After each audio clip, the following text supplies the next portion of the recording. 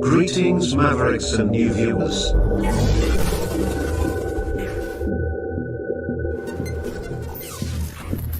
Tonight, direct and live from the Maverick News Network World Studios. This is Maverick News with Rick Walker.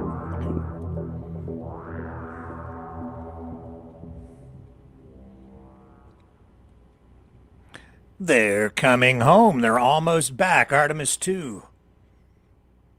Almost back to Earth. Getting ready for the big splashdown. We're going to have it for you right here. Live tonight. We have other news to bring to you tonight as well. Of course, the Iran-U.S. peace talks kicking off. Things not looking good. We'll tell you why. Also, tonight, the ostrich story. The story that just won't go away. Highlighted by the CBC documentary on the Fifth Estate overnight. It's available online. I watched the whole thing, and I'll tell you, well, I'll give you a little bit of review on that tonight, and then at some point you might want to go watch the whole thing. It's an interesting doc, that is for sure. What else do we have for you tonight?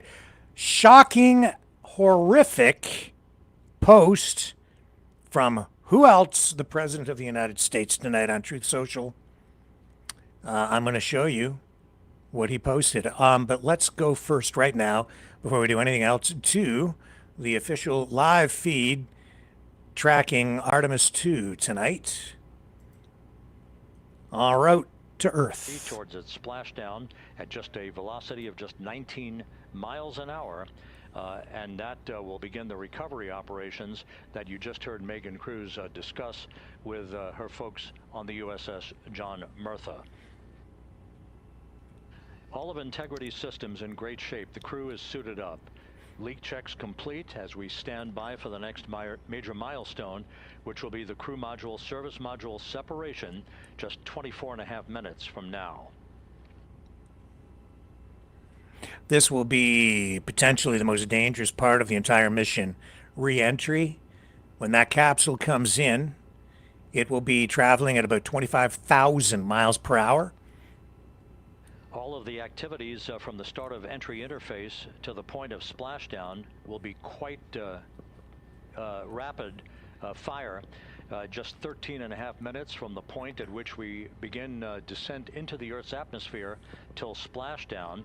And just to show you, as Rick Shearing, the flight surgeon, alluded to in his interview with Megan Cruz, all of this happens to decelerate the vehicle from traveling around Mach 33 to just 19 miles an hour at splashdown. All of that happening in just 13.5 minutes. But the vehicle and the parachutes are all designed to support all of that. So we'll be standing by to report all that to you in sequential fashion as these milestones are ticked off and as we hear from the crew during its entry back into the Earth's atmosphere, and ultimately when they emerge from the blackout period, and at that point we'll be just minutes away from splashdown.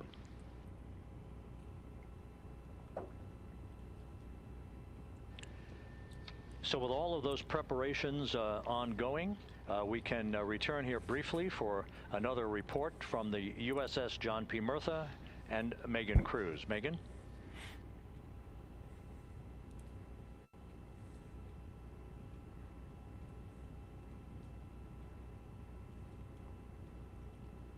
And we'll regain that communication with the USS John P. Murtha just momentarily. In the meantime, everything is on track aboard Integrity, the flight control team here in Houston, led by Entry Flight Director Rick Henfling. The voice you will hear talking to the crew is that of Jackie Mahaffey. She will be reporting everything to the crew and receiving their reports as they enter the Earth's atmosphere for their 13.5-minute plunge back into the atmosphere for splashdown off the coast of San Diego. Now we have the ship back with us and Megan Cruz aboard the USS John P. Murtha. Megan? 11 balloon, right?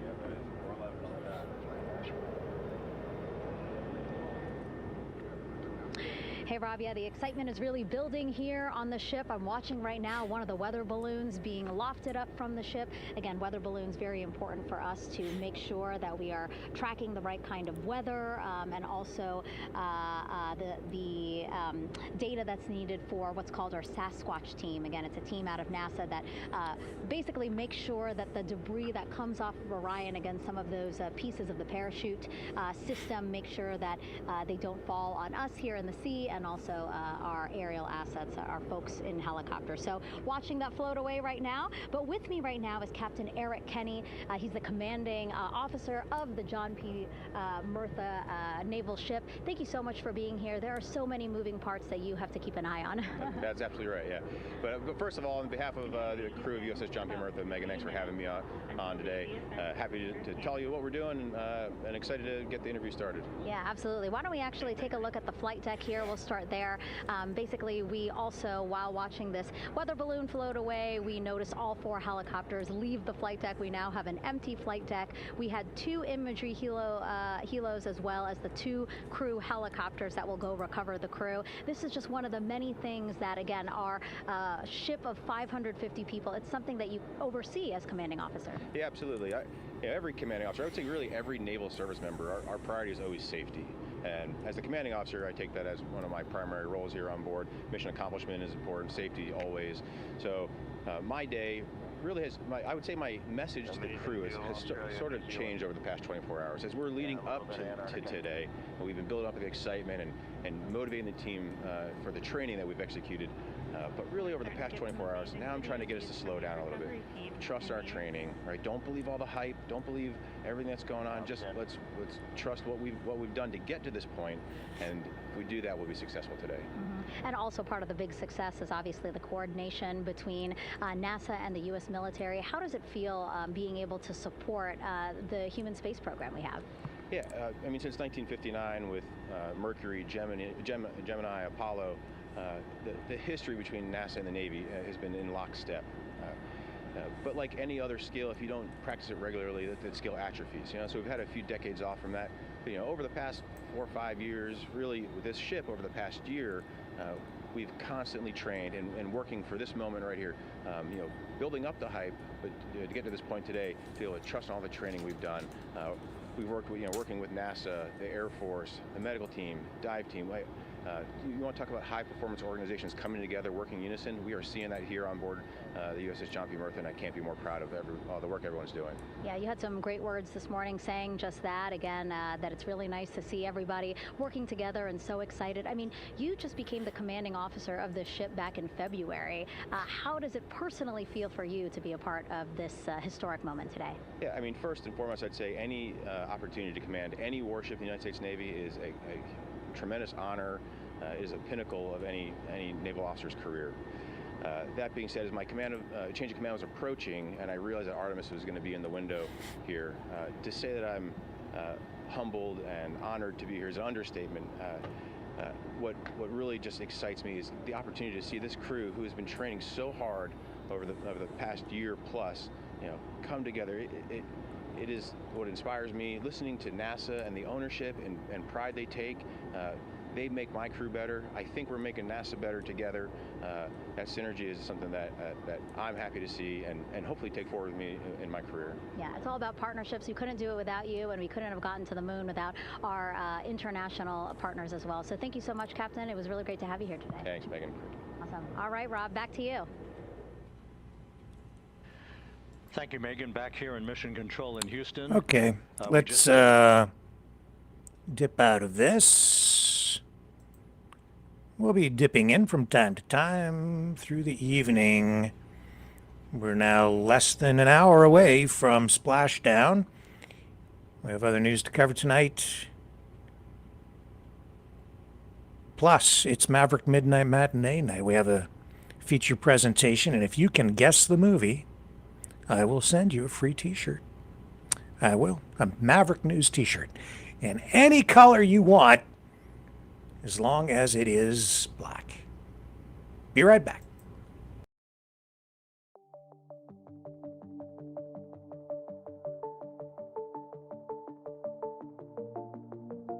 Greetings, brave Mavericks.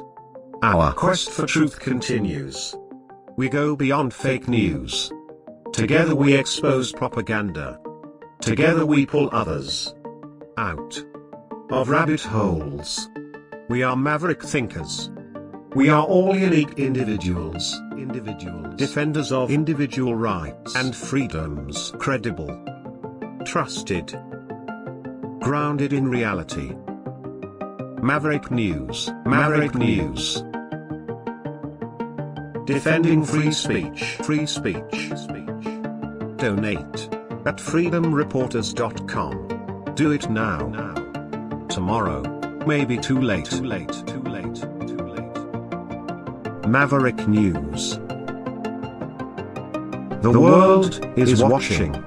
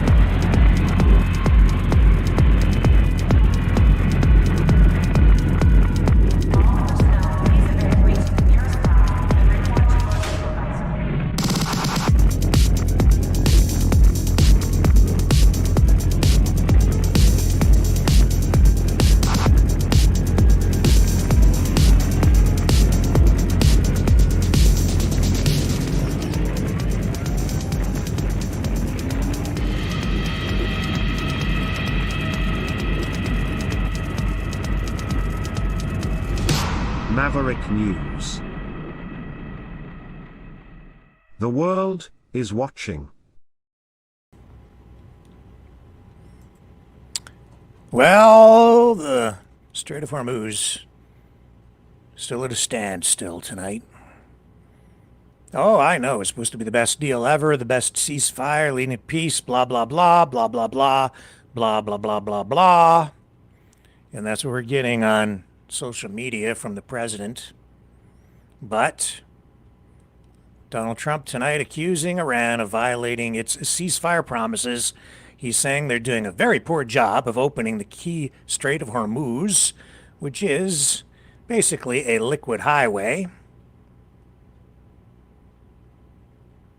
Only a handful of ships have made their way through the waterway since the agreement was almost put into place. It's not really a ceasefire. We still see conflict, real strikes happening inside Lebanon.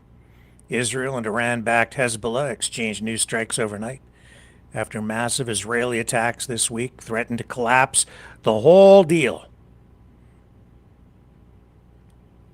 Israel says that it planned direct talks with Lebanon, but the Lebanese government has not responded yet. And J.D. Vance is saying he thought peace talks with Iran were going to be positive.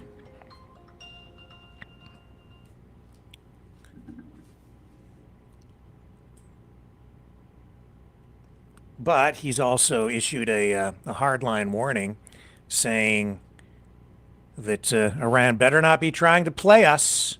Those are his words. Here's Trump today teeing things up for the delegations in Pakistan. As a criteria, no nuclear weapon. That's 99%. Here we go. Good deal. Look like Here's what he's looking for. No nuclear weapon, number one. You know, I think it's already been regime change, but we never had that as a criteria. No nuclear weapon. That's 99% of it. Strait of Hormuz as well? Yeah, but that'll open up automatically. The answer is yes, but the strait will open up. If we just left, the strait's going to, otherwise they make no money. So the strait's going to open, but what we have is no nuclear weapon, but we'll open the strait anyway. Don't forget, we don't use the strait. Other countries use the strait. So we do have other countries coming up, and they'll help out, but we don't use it. So that's what he says. That's what a good deal looks like for him. That was the question. But he keeps changing his tune. Says it's not regime change, but it is regime change, and again, blah, blah, blah, blah, blah. And I think that's about the most accurate analysis you can get. Blah, blah, blah, blah, blah. That's my expert analysis on the Iran-U.S. peace talks. And we have video of these planes arriving in Pakistan, carrying the negotiators, the teams, the big teams. Jared Kushner, Steve Witkoff. Peace brokers worldwide, experts on all things political. Maybe. Here's the video. What we can do now is just kind of sit back and wait a little bit, but it's pretty clear that the ceasefire that was supposed to be a ceasefire is really not a ceasefire. Not really, although it looks like the U.S. is not being attacked, and it doesn't look like the U.S. is firing at anything, but there have been reports of ongoing attacks inside, against other neighboring Gulf states.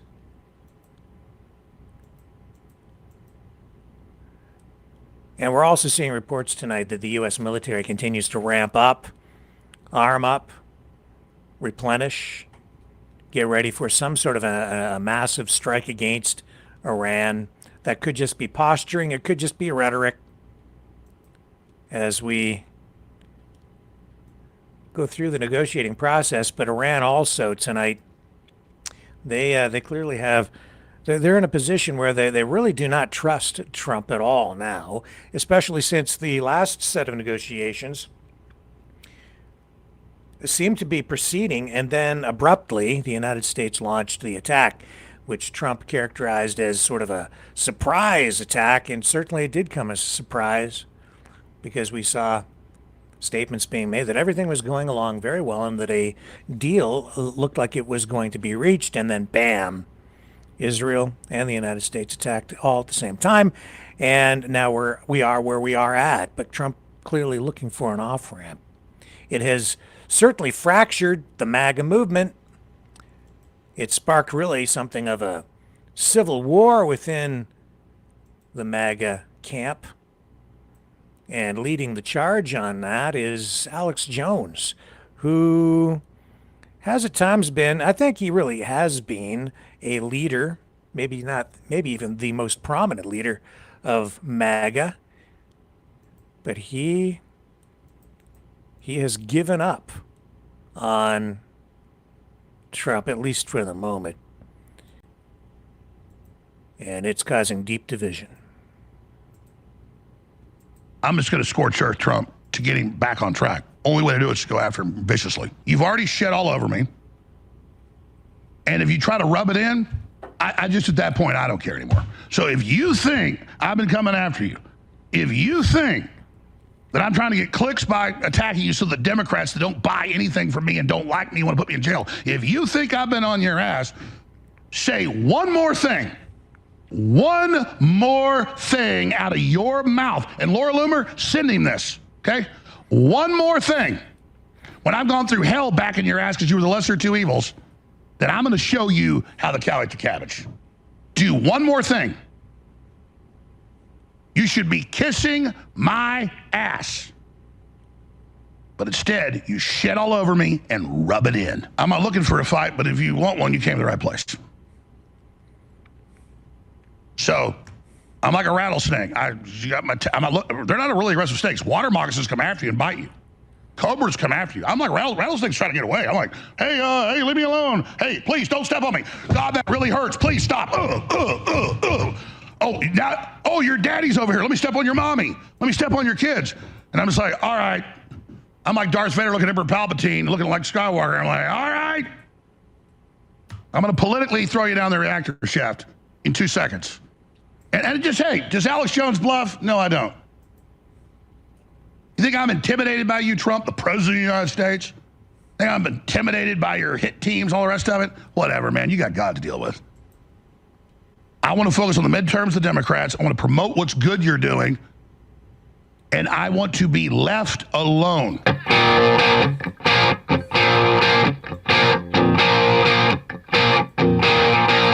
Now, most people would imagine today, if you tune into my show, with Trump viciously attacking me yesterday with a bunch of baseless garbage, that I would just be spending all day attacking him and just creating all the controversial statements I could to just stay in the news. I don't care about getting in the news over some stupid quibble. Again, I have opened up my Google news alerts when your name's mentioned, and there's been 36,000 articles in one day about me. Remember all that? 36,000 articles. Again, AP's in 25,000, 30,000 publications. So when it hits it, it'll say, 25,000, just one AP article will be that. It's like every day, 10,000, 20,000, 18,000. Some days, 36,000. Every nightly news show. Remember, I'm the devil. I'm hurting families of dead kids. All that garbage. They raised 300 plus million off of charities saying I was victimizing the parents. I did none of it. No one pissed on their graves. No one came to their houses. No one did anything. It was just all made up. But they would say, he's the Sandy Hook guy peeing on graves. Trump runs him. It was to get Trump. So he comes out, as Mark Levin's already done. That's why I think Mark Levin wrote it, because it's word for what Mark's said in the last few months. This guy was terrorized the families of dead kids in Sandy Hook. He deserves to be off the air. He's a bankrupt deadbeat. And then I was reading him saying that last week, even a few days ago. I read this thing. It's Mark Levin, who's the main writer for Sean Hannity, and he writes a bunch of stuff for Trump. He's basically a speechwriter. He's on a terrorism task force for Trump. It's not about me defending myself. It's like, this was the Paul Weiss law firm that sued Trump that ran all this. Okay, blah, blah, blah, blah, blah. We go back to the wrestling match of the century after this message from Dan Bongino. The drama continues tonight on Maverick News. Folks, I'm sorry to tell you, but I've been in this business a long, long time. And I am sorry to tell you this because I wish I didn't have to. A lot of the people you put faith in this business in general, behind the scenes are totally different people. Alex Jones is full of shit. I don't know how, I don't really care. You want to listen to his show, fine, go right ahead. This guy is a fraud. I will never forget early on in my political career when I was running for office, I got invited on, I did the network InfoWars a couple of times early on. Listen, I was young in the business, whatever. I went on the show figuring might as well talk to people. You get your name out there. And it's during like a break before I come on. And I'm just telling you, like, the conversation was so disturbing. Oh, well, I'm just going to do it anyway because that's what the audience said. I was like, well, it's probably not a good idea. It's not exactly true. Oh, yeah, well, that's what I couldn't believe it. The guy's a total fake and a phony. It's not real. It's all bullshit.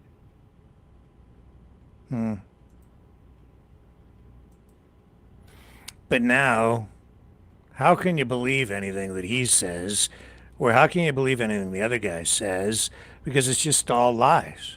Lie, lie, lie, lie, lie, lie, lie, lie, lie, blah, blah, blah. It's drama. It's, I think, fake fighting quite often. This stuff here, it's just politics as entertainment.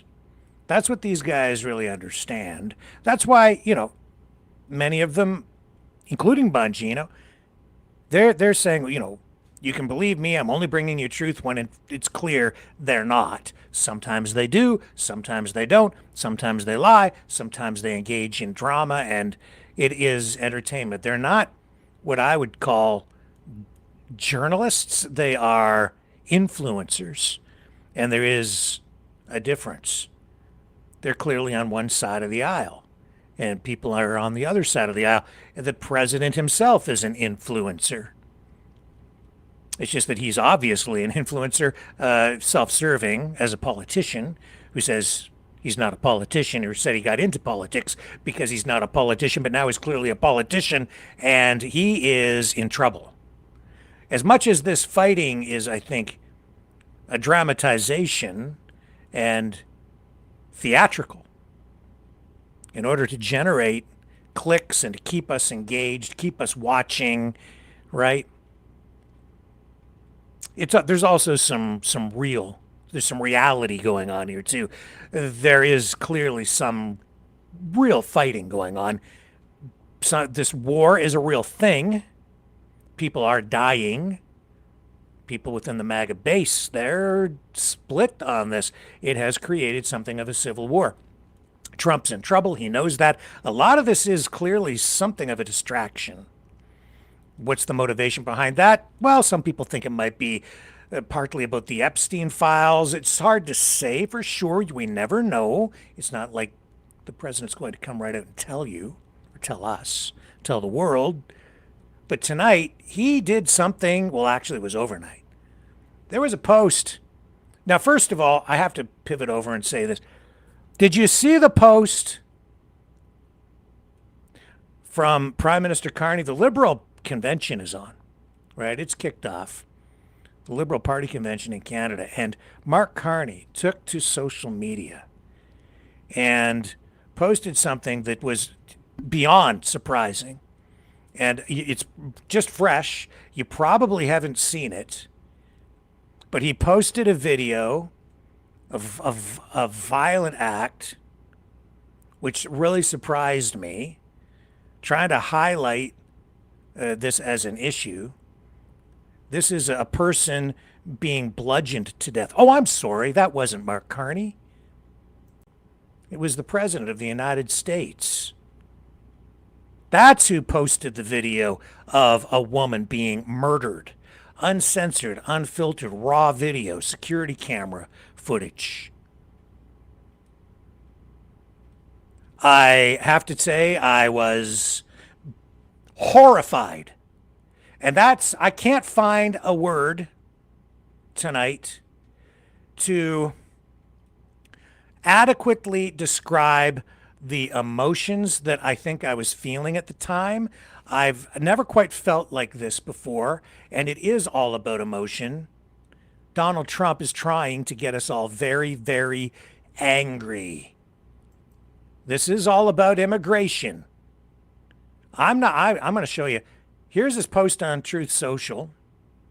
An illegal alien criminal from Haiti who was released into our country by the worst president in history, crooked Joe Biden, and the radical Democrats in Congress, he boasts, just beat an innocent woman to death with a hammer at a gas station in Florida. The video of her brutal slaying is one of the most vicious things you will ever see. This animal was allowed to stay here, he says, because the Biden administration granted him and all Haitians temporary protective status, a massively abused and fraudulent program which my administration is working to terminate. But deranged liberal district court judges are standing in our way. This one killing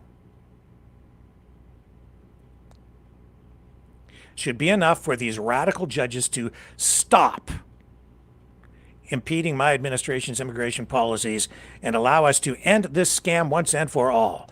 To my fellow Republicans and frankly all common sense Americans, never forget, all caps, that Joe Biden and the Democrat Party turned the United States of America into a dumping ground, allowing tens of millions of criminals, lunatics, and the mentally insane from all over the world to pour into our country totally unvetted and unchecked through our open borders, as I've said all along. If you import the third world, you become the third world, and that is what is happening what has happened over the 4 years of Democrat control. We are rapidly trying to reverse this decline through deportations, but if the Democrats are ever given another chance at power, they will immediately reopen the border and allow America to once again be a safe haven for criminals. Please say a prayer for this innocent woman's family. We will ensure quick and severe justice is served in this case. I don't recommend you watch this tape because it is so terrible, but felt I had an obligation to put it up so people can see what Democrats are protecting and wanting to come to our country, even now after all we've been through. Again, viewer discretion advised, not for children. President Donald J. Trump.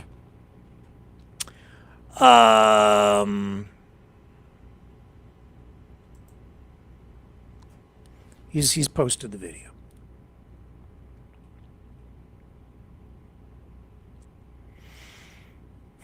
Why would he do that? There's going to be a little editorializing here. Why would he post that video? Does he want to make sure they catch the criminal? Does it serve the public interest somehow? He posted the video because he wants to politicize the crime. Normally, something like that would be released by police, handled by police. I assume there's that aspect to it. But I can't think of anything, any politician anywhere who has done something like that. I'm not aware. We've seen, in the past year, a couple of other videos like that. But even those that have been released to the public where you can see these crimes, I don't think Trump actually shared any of those videos until now. It's not so much that the video is out there that shocks me.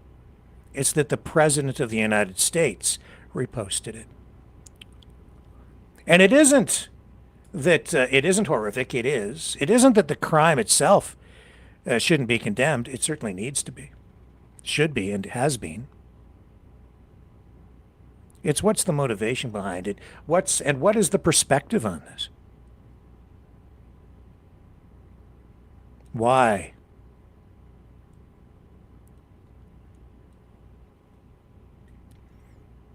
Do you know how many people are beaten to death in the United States every year? I wasn't sure, so I went and I looked it up. It depends on the year. But somewhere between 300 and 500 people every year are bludgeoned to death using various objects, murdered under all different circumstances. Then I looked up the demographics, or tried to, the stats, these numbers that I came up with through the day today.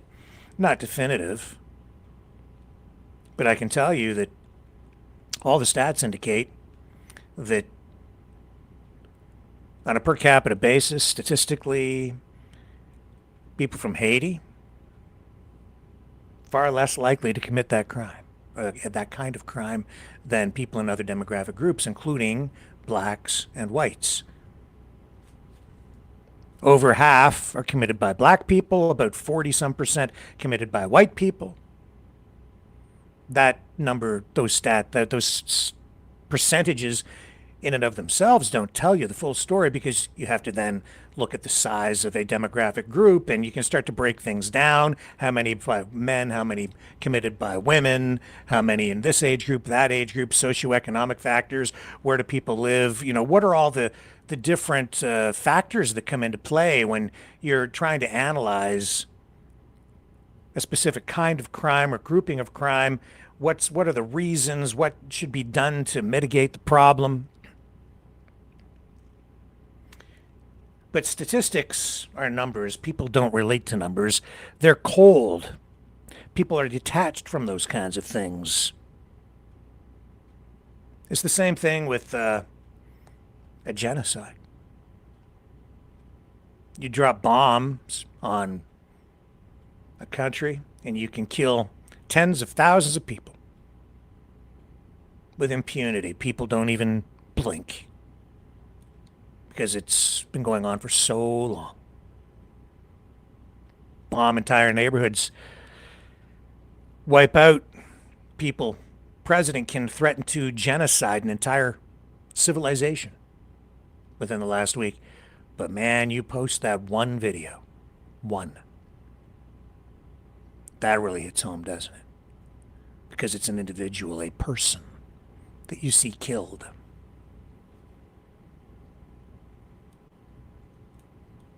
Why would you do that? Because you want people to get upset. You want to show them the horror of something. And in this case, it's to back up his policies on immigration. He's politicizing a crime, which is in itself, because he's the president of the United States, is probably not appropriate, because this is an ongoing investigation. He, by just posting it and adding the comments that he added here, this puts pressure on the legal system. It politicizes the whole thing. It seems to be, I mean, it's more common than not, I think, with crimes of this level in the United States. It's part of the political landscape and environment down there. Viewer discretion advised. I'm not going to run this whole thing. I'm going to pause it.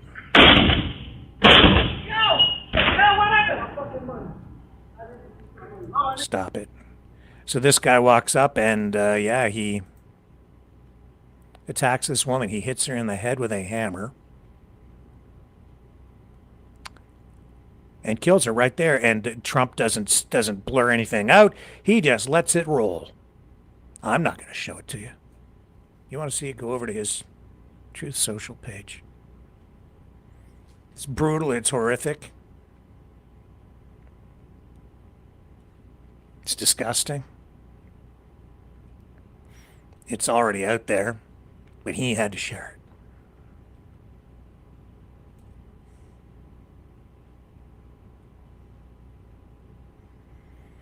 What about all the other ones? Why that one? Politics.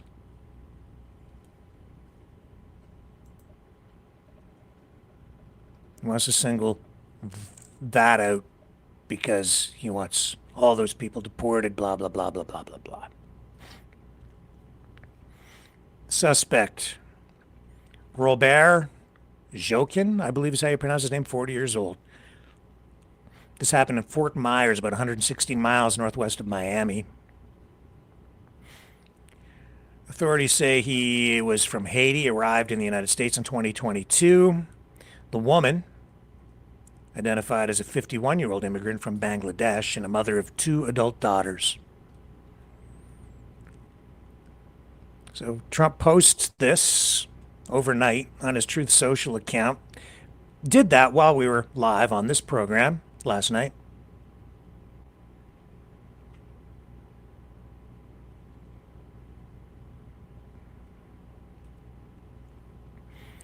You can have your views on immigration, but this is sensationalistic. This is, in my opinion, too much. It's not, it's unbecoming. It is, it's not for him to do this, in my opinion.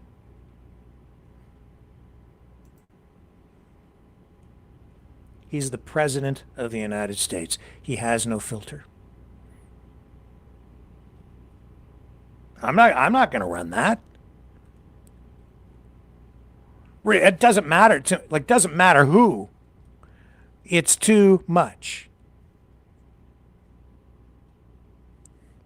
Social media has taken the filters off on so many things. I used to say, and to some degree I still do, that, you know, when it comes to wars, I thought, you know, we as a society should probably not be filtering or censoring footage from war zones as much as we do, because people need to see the horrors of war so that we know enough not to commit to them. And yet we still get the play-by-play, don't we? We get the fireworks. the explosions, the bright lights, the sparks, the fire, the commentary to go along with that, but it's sanitized, generally speaking. Sometimes we see the videos of the bodies, and even then, a lot of that stuff is blurred, even censored. I'm always careful about what I run because of the YouTube rules. Don't show anything too graphic. Don't show too many bodies. Gonna get you in trouble potentially, right? But man, I'll tell you, like, presidents, governments, they do use propaganda, and they do, before television, before the age of TV, politicians, especially during times of war, have used graphic imagery through words, like to create images in your minds, in our minds, in years past, eras past. But this is just too much. It's literally showing someone being murdered. Trump posted a murder video, a picture of a woman being beaten to death with a hammer. He smashed her in the head with a hammer. What is wrong with our society where that is just posted? If you not blurred out, nothing, just look at that.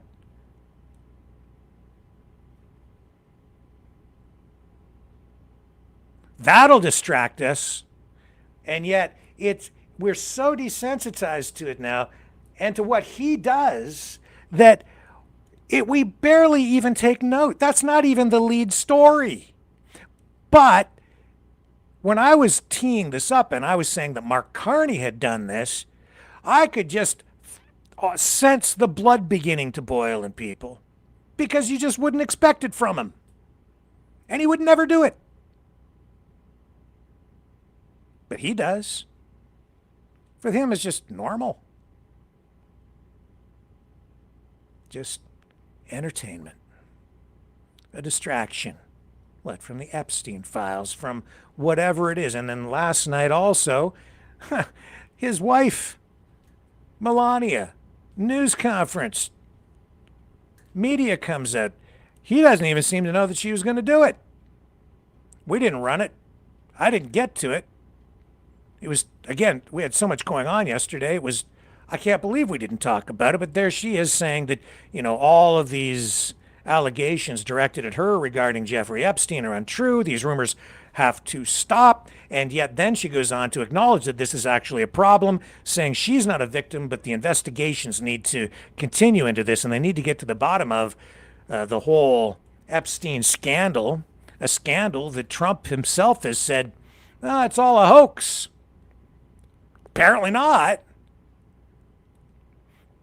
Not to Melania, who is now saying we need more investigation, we need to get to the bottom of it, blah, blah, blah. And then the MAGA war continues, the civil war internally, because Alex Jones even grabbing a hold of this, or at least an aspect of the Trump-Melania soap opera, saying that he thinks that they might be on track for a divorce. And the drama continues.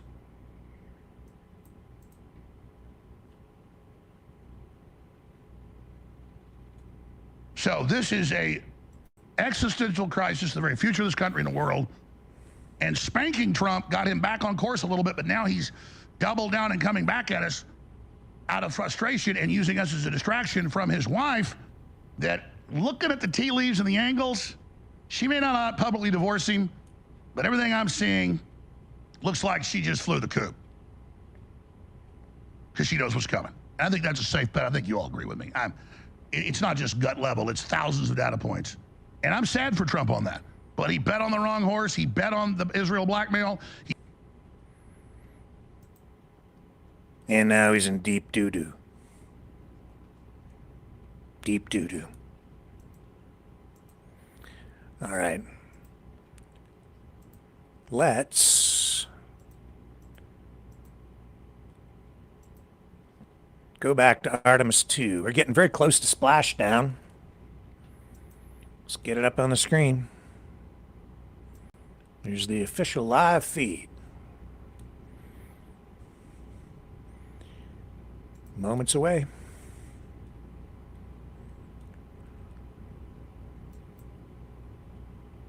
Let's get the audio up.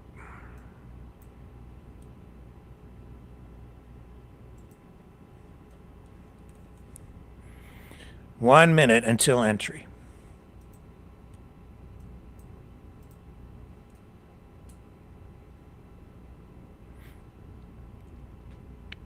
Mark, 1 minute until entry interface. We will 1 minute, 20 let this seconds roll. until the expected start of our 6-minute blackout. Integrity, 1 minute to a 6-minute blackout. Integrity.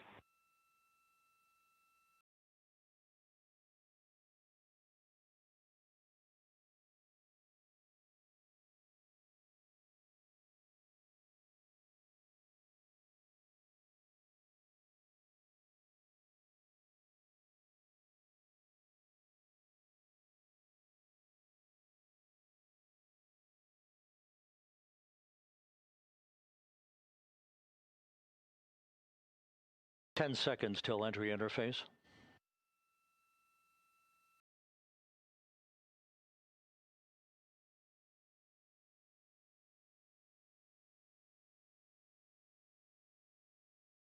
And we have crossed the threshold, now entering the Earth's atmosphere. We're at 400,000 feet, traveling 34,800 feet per second.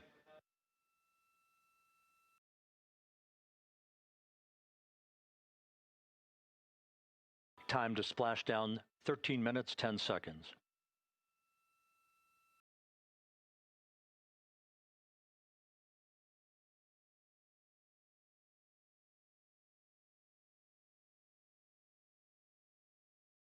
And as predicted, we've entered our communications blackout.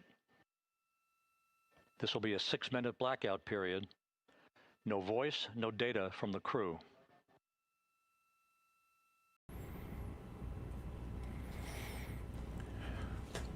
You ever see the movie The Right Stuff? From the anticipated point of peak heating on the vehicle, where temperatures will rise to about 4,000 to 5,000 degrees Fahrenheit. This is the true test of our trajectory.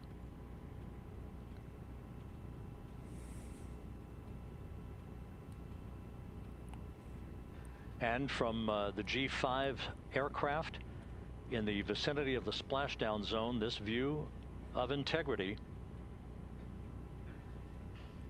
So that pinpoint of light shows the vehicle as it enters the period of peak heating in the Earth's atmosphere, the first tug of gravity being felt by Integrity's astronauts since their launch back on April 1st.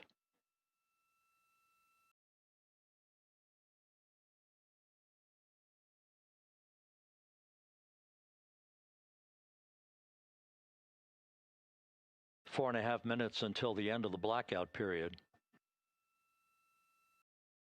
Time to splash down, 11 minutes, 33 seconds.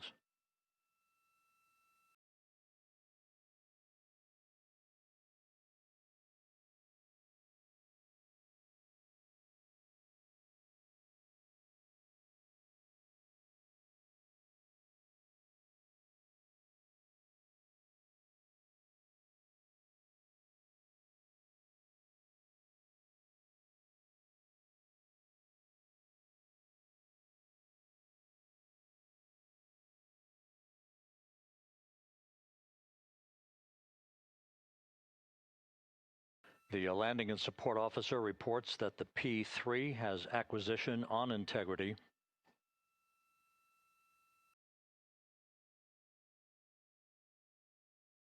Three and a half minutes left in this blackout period. This is a visualization of the plasma buildup around the spacecraft and the repelling of that heat on Integrity's heat shield.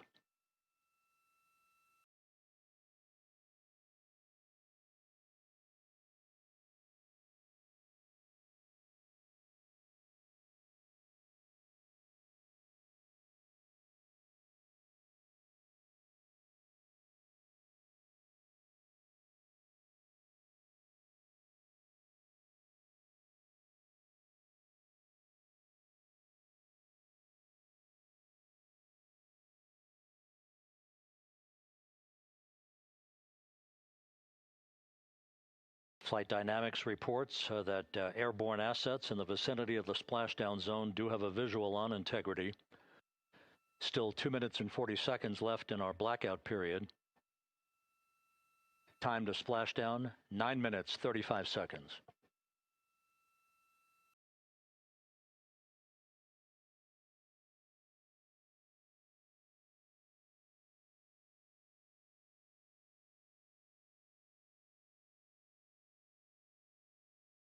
Multiple airborne assets as part of the recovery team all have visuals on integrity.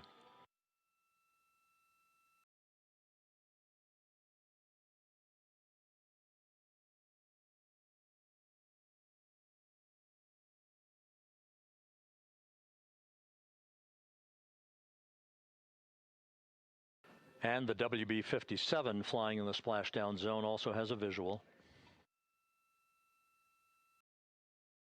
And the Navy helos also have visuals.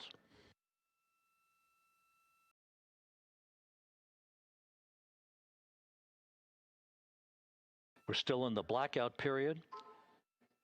Still do not have communications from the crew.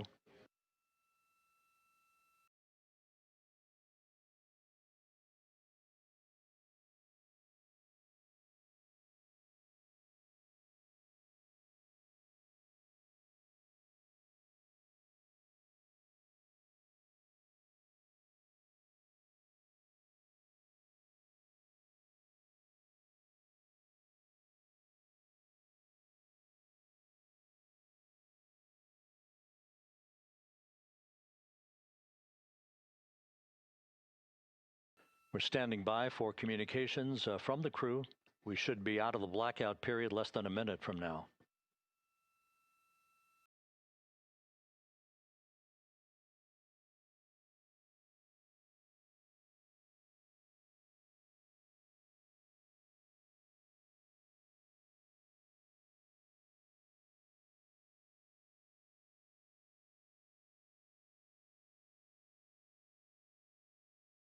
We are now processing data from integrity.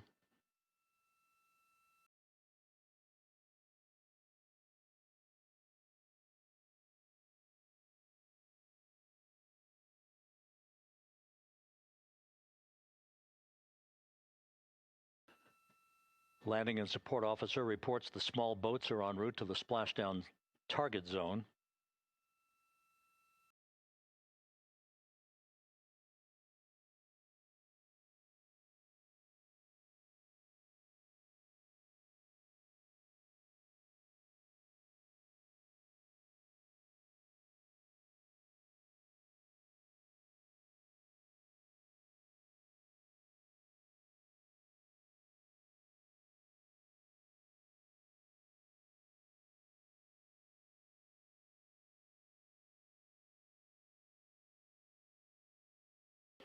Passing through 150,000 feet, our trajectory is perfect.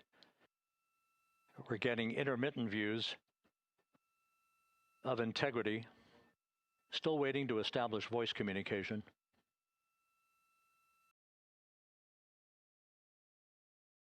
Integrity, Houston, comm check, post-blackout.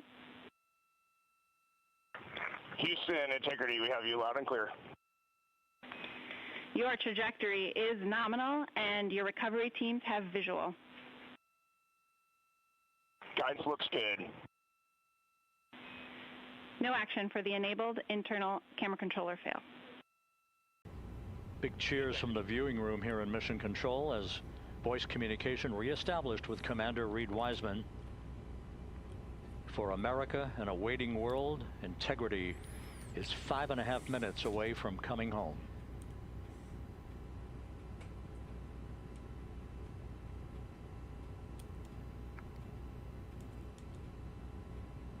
Passing 100,000 feet now. Range to splashdown 19 nautical miles.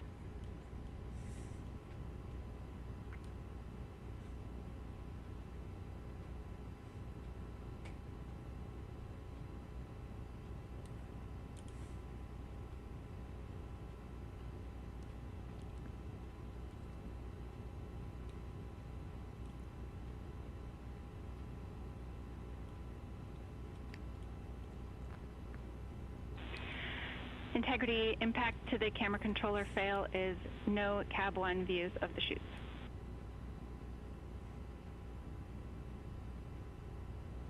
Integrity. We're processing good data through the GPS system. A good view of integrity, time to splashdown 4.5 minutes.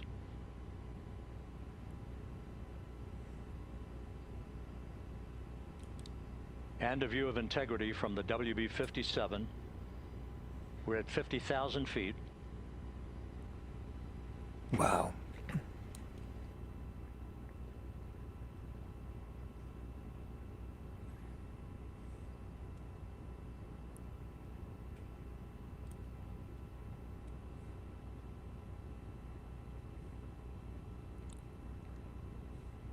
The pyros are armed for forward bay cover jettison.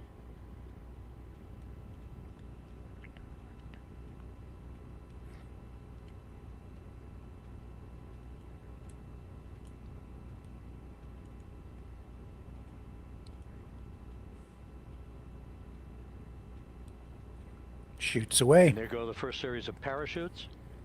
And we're on drogues. And Houston, we're visual 2 drogues out the window. 2 good drogue shoots. Next up. We copy, we see them. Next up, the deployment of pilot parachutes that will pull the main chutes out. Time to splash down 3 minutes and 10 seconds.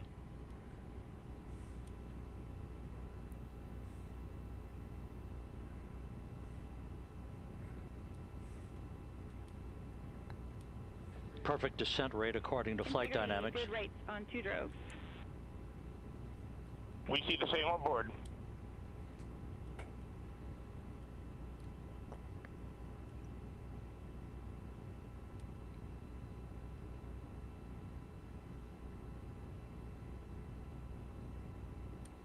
Passing through 10,000 feet, still on drogues.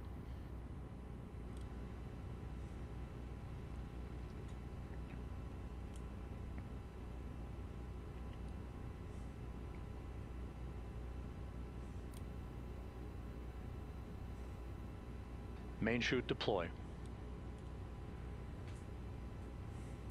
We're at 5,000 feet.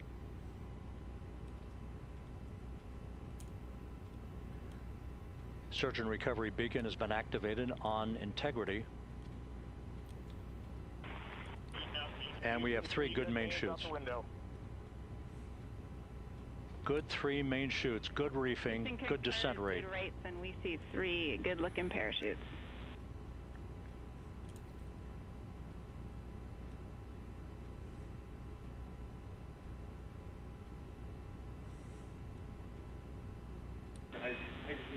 Integrity. Cabin pressure indicates no need for hydrazine checks. Integrity copies. This is a perfect descent for integrity. Its crew sounding hale and hearty on board. Time to splash down 1 minute, 15 seconds.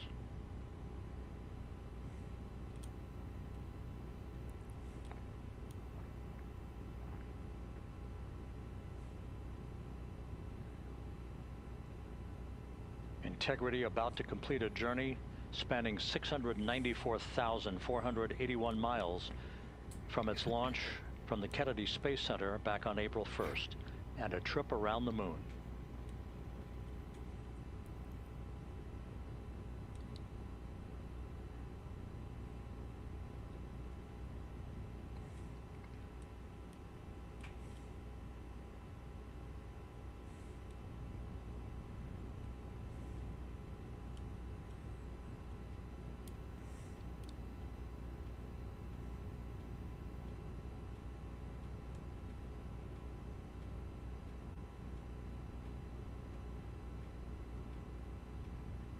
Passing through 1,000 feet.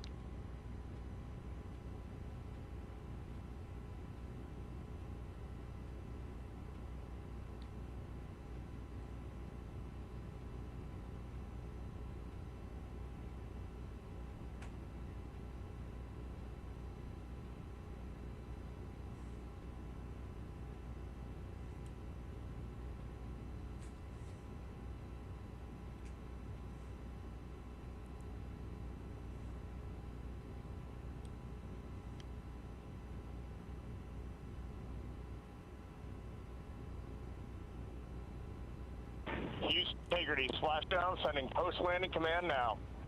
Splashdown confirmed. Copy splashdown, waiting on VLDR. Splashdown confirmed at 7:07 p.m. Central Time, 5:07 p.m. Pacific Time. From the pages of Jules Verne to a modern-day mission to the moon, a new chapter of the exploration of our celestial neighbor is complete. Integrity's astronauts back on Earth.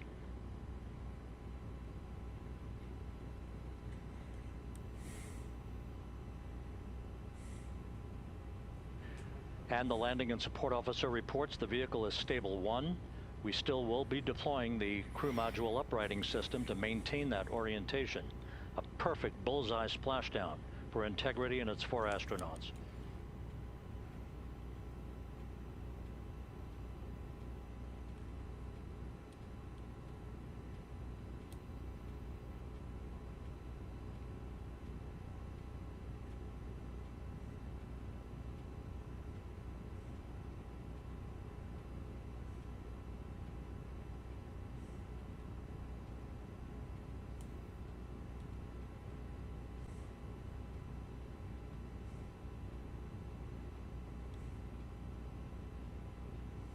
The unofficial splashdown time, 7:07 and 47 seconds p.m. Central Time. We'll get that refined for you. That would put the end of the mission at a mission elapsed time of 9 days, 1 hour, 31 minutes, 35 seconds.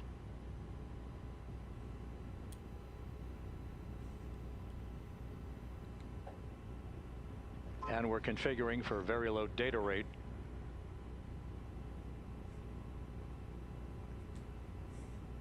Once again, splashdown occurring in the Pacific, southwest of San Diego at 7:07 and 47 seconds p.m. Integrity Houston, comm check on VLDR.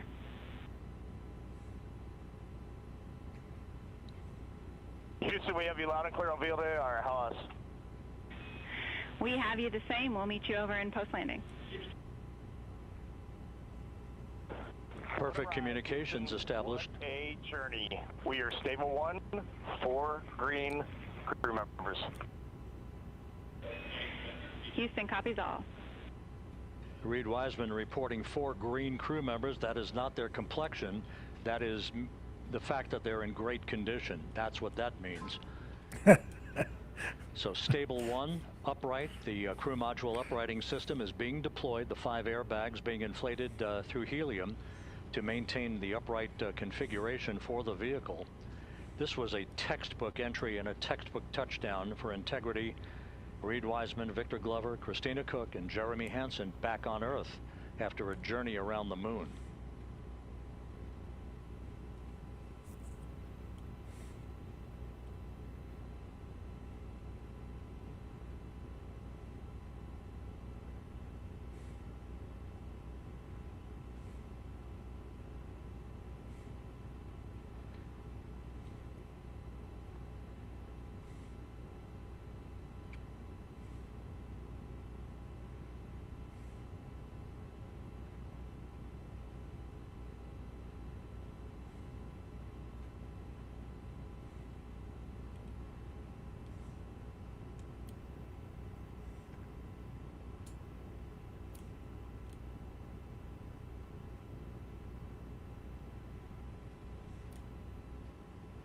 We continue to monitor the functioning of the CMOOS system. The airbags are being inflated to maintain a stable 1 or upright configuration. And there's a good view from one of the naval helicopters hovering overhead. Reed Wiseman reporting 4 green crew members, meaning they're all in excellent shape.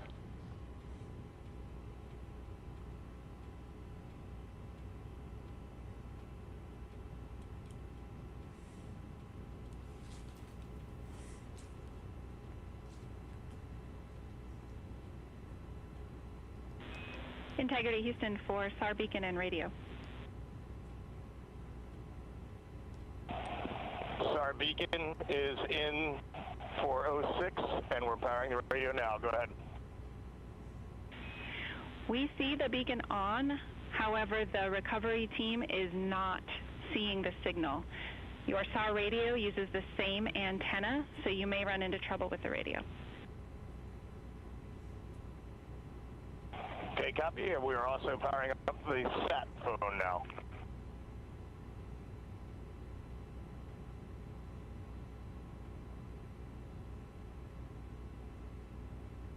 So Integrity is in great shape, and as the crew continues its post-splashdown timelined activities on board, Reed Wiseman once again reporting that all 4 crew members are in excellent shape. And we have 5 inflated airbags to maintain an upright configuration so that the recovery team can now begin a slow approach to the vehicle. Meanwhile, here in the flight control room, Entry Flight Director Rick Henfling is polling his team of flight controllers for the start of powering down the vehicle after a thorough systems check. We have no toxic gases to be concerned about, so the recovery personnel can approach the vehicle, but not until we have powered down the spacecraft. That's expected to take a few more minutes.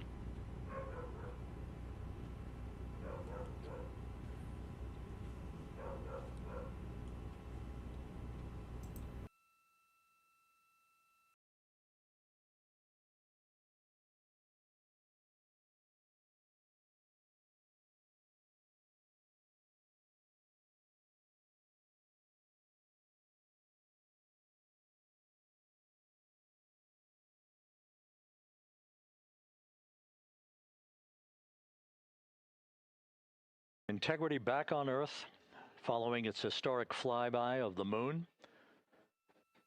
It was, for all intents and purposes, a textbook mission. On 28 per hour remain on this frequency. We copy.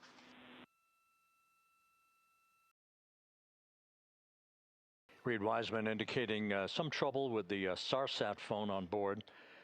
But that's not an issue. What is more important is that the vehicle is solid. No issues as we begin the power down of the vehicle to begin the recovery process.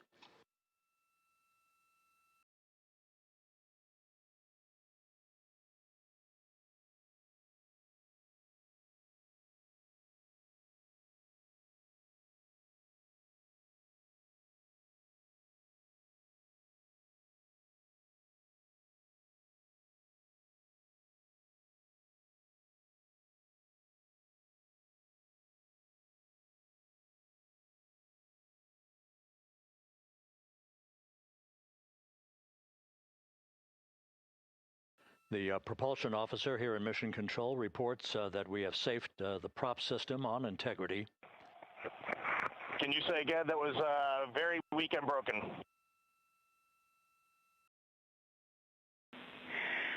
Integrity, Houston did not call.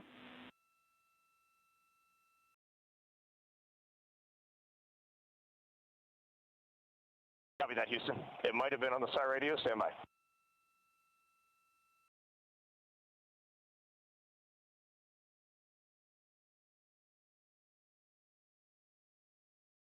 All of the milestones were executed in perfect fashion.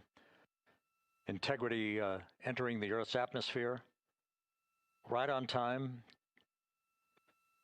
reaching its peak speed shortly after a blackout period began. We emerged from the blackout period, but the recovery imagery airborne assets were able to pick up Integrity's descent almost immediately through entry interface, tracking the vehicle all the way down. And finally, you saw the sequence of chute deployments. First, the forward bay cover being pulled off the top of the vehicle by a series of 3 parachutes. Then the drogue chutes were deployed, followed by the 3 main chutes that slowed the splashdown velocity of Integrity to just 19 miles an hour.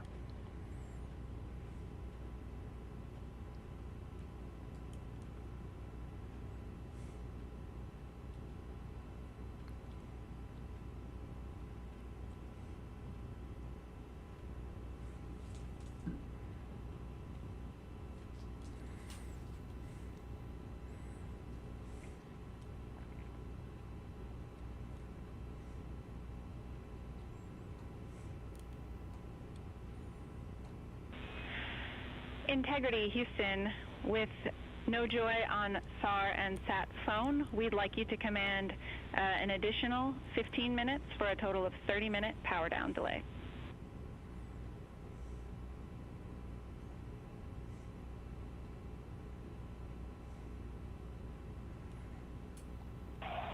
All right, Jackie, we have selected T/D+30. No joy on SAR radio or sat phone. And stand by, we have the master diver on SAR radio. Please hold comms. Hey Lily, excuse me, hey Jackie, we just got the master diver on SAR.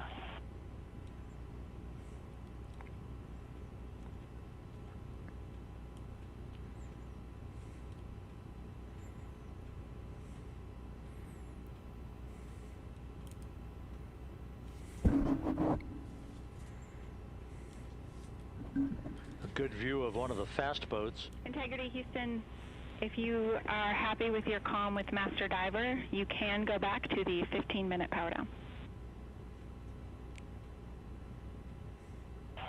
Okay, stand by. Yeah, we'll confirm here in a second.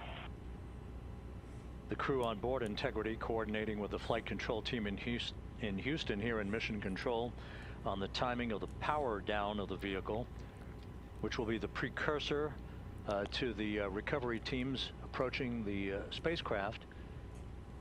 There are no issues with Integrity. We've had a bit of broken capability in establishing a SARSAT or satellite phone communications capability between the crew on board Integrity and the recovery team. That will get sorted out here shortly. There's plenty of cooling on board Integrity, so there's no rush to begin the power down. To call you on the sat phone and not getting an answer there either.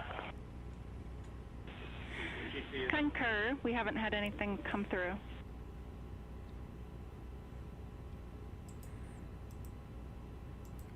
Let's take a little break. We'll come back. We have other stuff to dig into tonight, and we'll just keep an eye on that as they work to bring the crew back onto first a ship and then back on dry land. Brightleaf Innovations is excited to offer our newest investment opportunity, the Turn Easy Bed Storage Solution. Turns with a touch, spins all the way around. Every little thing you need is easy to be found. No more clutter, no more mess on the floor. Just spin it, reach it, you don't search anymore.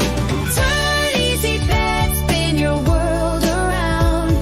Storage made simple, the best you found. Shelves your way, keep the mess away. Charge it, store it, night or day.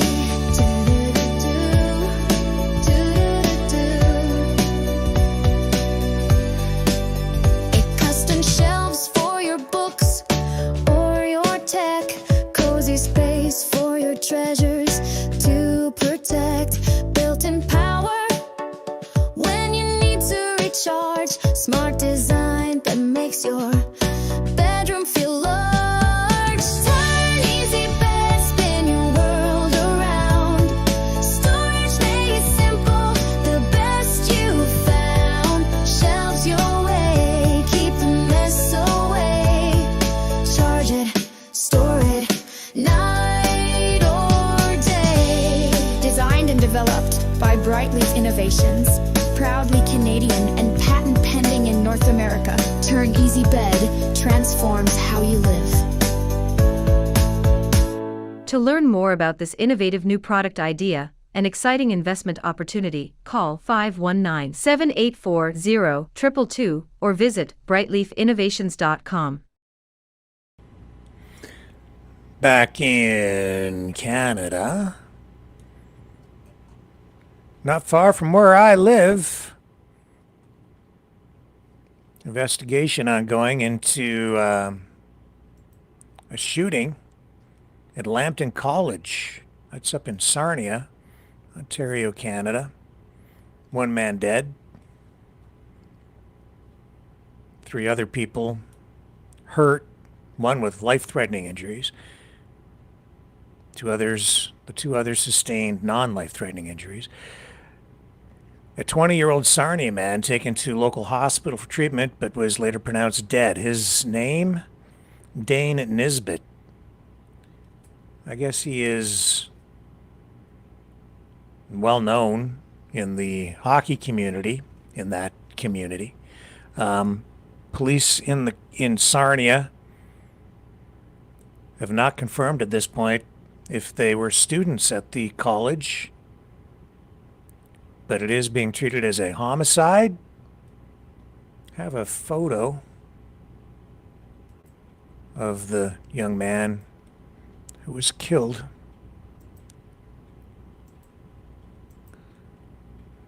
And there it is. Tragic story. Details still thin at this point, waiting for more information from the authorities.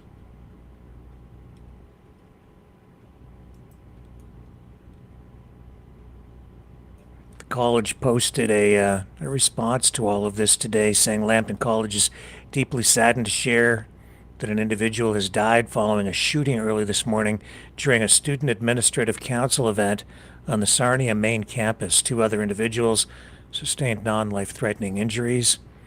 This loss is a profound tragedy. We extend our deepest condolences to the individual's family, loved ones, and friends, and to everyone affected by this staggering loss.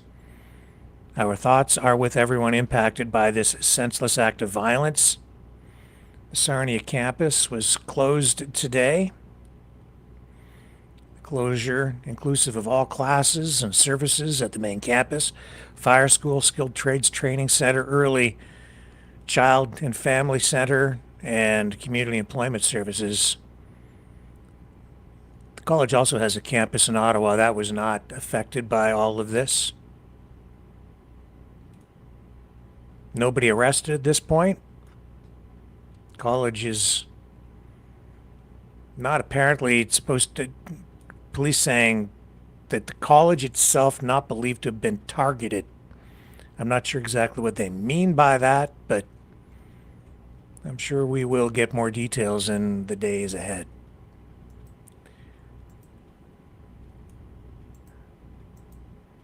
Let me just pop back on here with the coverage of Artemis 2.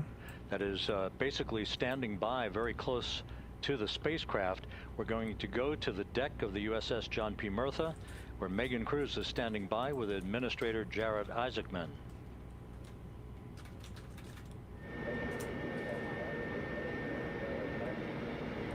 Hey, Rob, yeah, just such an honor to be able to be here on the ship, to be able to share and experience this moment with everyone together. And of course, as you just said, yes, here with NASA Administrator Jared Isaacman. Administrator, how did you feel getting to witness this and seeing NASA at its best? Oh, I mean, I'm honestly, I'm still at a loss for words. I mean, you know, like the childhood Jared right now can't believe what I just saw. I mean, almost been waiting my whole lifetime to see this, and then as NASA Administrator, I just couldn't be more proud of the entire workforce, the years, the effort, the late nights, all the hard work from across the country that contributed to this incredible moment right now. And yeah, incredibly grateful too for our teams here on the John P. Murtha right now. Yeah, look at them behind us here. Got everybody. Hey, what do you guys think? We just brought some astronauts back from the moon, huh? Unbelievable. Thank you. Yeah, so grateful to the Navy, the sailors that are here, the NASA teams. I mean, this is a joint effort that's on their way right now. These recovery forces are getting out to our Orion spacecraft, to Integrity, to get our astronauts back on the ship safely. Yeah, and this is not just an accomplishment for NASA. This is an accomplishment for humanity. Again, a historic mission to the moon and back. How does this make you feel, and what do you hope people take away from this? Well, I'll tell you, you know, I think about the crew members that we've all had an opportunity to observe over the last 10 days, right? I mean, they're absolutely professional astronauts. I mean, wonderful communicators, almost poets. But then I think these were the ambassadors from humanity to the stars that we sent out there right now. And I can't imagine a better crew than the Artemis II crew that just completed a perfect mission right now. So yes, it's a huge moment for everybody, right? I mean, we are back in the business of sending astronauts to the moon, bringing them back safely, and to set up for a series more. I mean, this is not a once in a lifetime, which you hear sometimes around here. Is like, this was a once in a lifetime. No, it's not. This is just the beginning. We are going to get back into doing this with frequency, sending missions to the moon until we land on it in 2028 and start building our base. Yeah, are we going to build on the momentum for Artemis 3? I mean, it's just around the corner. Absolutely. So I mean, that's, you know, part of me too. Like, I can't wait to get the crew off of Integrity right now, but also getting Integrity back on this ship so we can start taking a look at it, because all that data is so precious to us right now. I mean, we are going to definitely want to take a good look at the thermal protection system. We're going to want to download all the data they couldn't transmit back to us and use that to inform Artemis 3. But we're already making progress, right? You had SRB segments already showing up at KSC. Core stage for Artemis 3 is rolling out on April 20th. We're getting Mobile Launcher 1 back in vehicle assembly building. So yes, there is a lot to celebrate right now on a mission well accomplished for Artemis 2, and at the same time, we got to start getting ready for 3. Amazing. And last question, you know, for people who joined us for all 10 days to see what we can accomplish together with our international partners, what do you think about the fact that we're going to keep doing this more and more and more? It's incredibly exciting. I mean, yes, it's the contributions, like the best and brightest across the NASA workforce from across the country, our industry partners, our international partners. We had a Canadian Space Agency astronaut on board in Jeremy. We had the European Service Module. And you think, in the days leading up to this launch, I mean, 48 hours prior to launching Artemis 2, I was meeting with the Italian Space Agency. We signed a memorandum of understanding to build a habitation module on the moon. I mean, you have countries, all of our allies and partners coming together saying, we are committed to this effort, we are returning to the moon, we're doing it to stay, we are building that enduring presence, we are going to master the skills on the surface of the moon so someday we can undertake missions to Mars. It's just an incredibly exciting time, and we're not going at it alone, we're bringing everybody along with us. Absolutely. And speaking of everyone, one more time, we're going to ask the crew here, you guys ready to land on the moon? Awesome. I love that. Okay, well, thank you so much, Administrator. Appreciate you being here. We're, of course, going to stay on to watch the crew get extracted from Orion, so stay tuned, and we'll see you back here shortly. All right, we'll keep an eye on it as we work our way through the evening. And the big liberal convention getting lots of headlines. Still even tonight. The national convention is in full swing in Montreal. Over 4,500 delegates there, a record crowd. It's a 3-day deal. They will be discussing policy, party building. Now, day 2 just wrapped up hours ago. And Carney riding a wave of, I would call it honeymoon period popularity after having been elected Canada's new prime minister. There's always a honeymoon period. He's enjoyed, I'd say, an extended honeymoon period. We'll see how he fares in the next year. Delegates have spent today in panel discussions talking about strengthening Canada's international partnerships, fighting crime and hate. We discussed Bill C9 last night, and advancing reconciliation with Indigenous peoples. They also heard from newly minted Liberal MP Marilyn Gladu, the former Conservative and most recent floor crosser. She crossed the floor this week. This brings the party within striking distance of a majority government, 1 seat shy, and by-elections coming up. It looks like the Liberals will get that majority. Gladu told delegates she fully supports core Liberal values, including a woman's right to choose. She has sort of stolen the show to this point. I have a clip from Marilyn Gladu, and also we just brought you that tragic story from Lambton College. That's the area where she represents constituents. And she says that she across the floor because that's what her constituents wanted, and that she was doing what she needs to do to serve them best. Let's pick up the clip, and you can hear it right from her. Good evening, all. It's a critical moment for Canada. We have challenges, but we have opportunities to build a stronger country than anyone can take away from us. I've watched the Prime Minister and all the things he's doing since he's been elected, the things he's driving forward, fast-tracking, building, nation-building projects, diversifying our trade, strengthening our defense, combating crime, and building more homes. These are the priorities that meet this moment for our country. These are the priorities that my constituents want, that Canadians share, and that the Mark Carney Liberal team is delivering on. This is a moment for us to unite as Canadians, to do the work to build the nation in response to unjustified U.S. tariffs. That takes serious leadership and a credible plan. And I know that Prime Minister Mark Carney brings both. And I'm ready to put my talents and experience towards the task as your newest Liberal MP. This is how we will succeed together. Whether it's loggers in British Columbia, oil and gas workers in Alberta, canola oil farmers in Saskatchewan, or petrochemical workers in my own riding of Sarnia-Lambton-Bequejonon. Everyone is counting on real leadership and a real plan to build our economy strong. That's what we're here to deliver.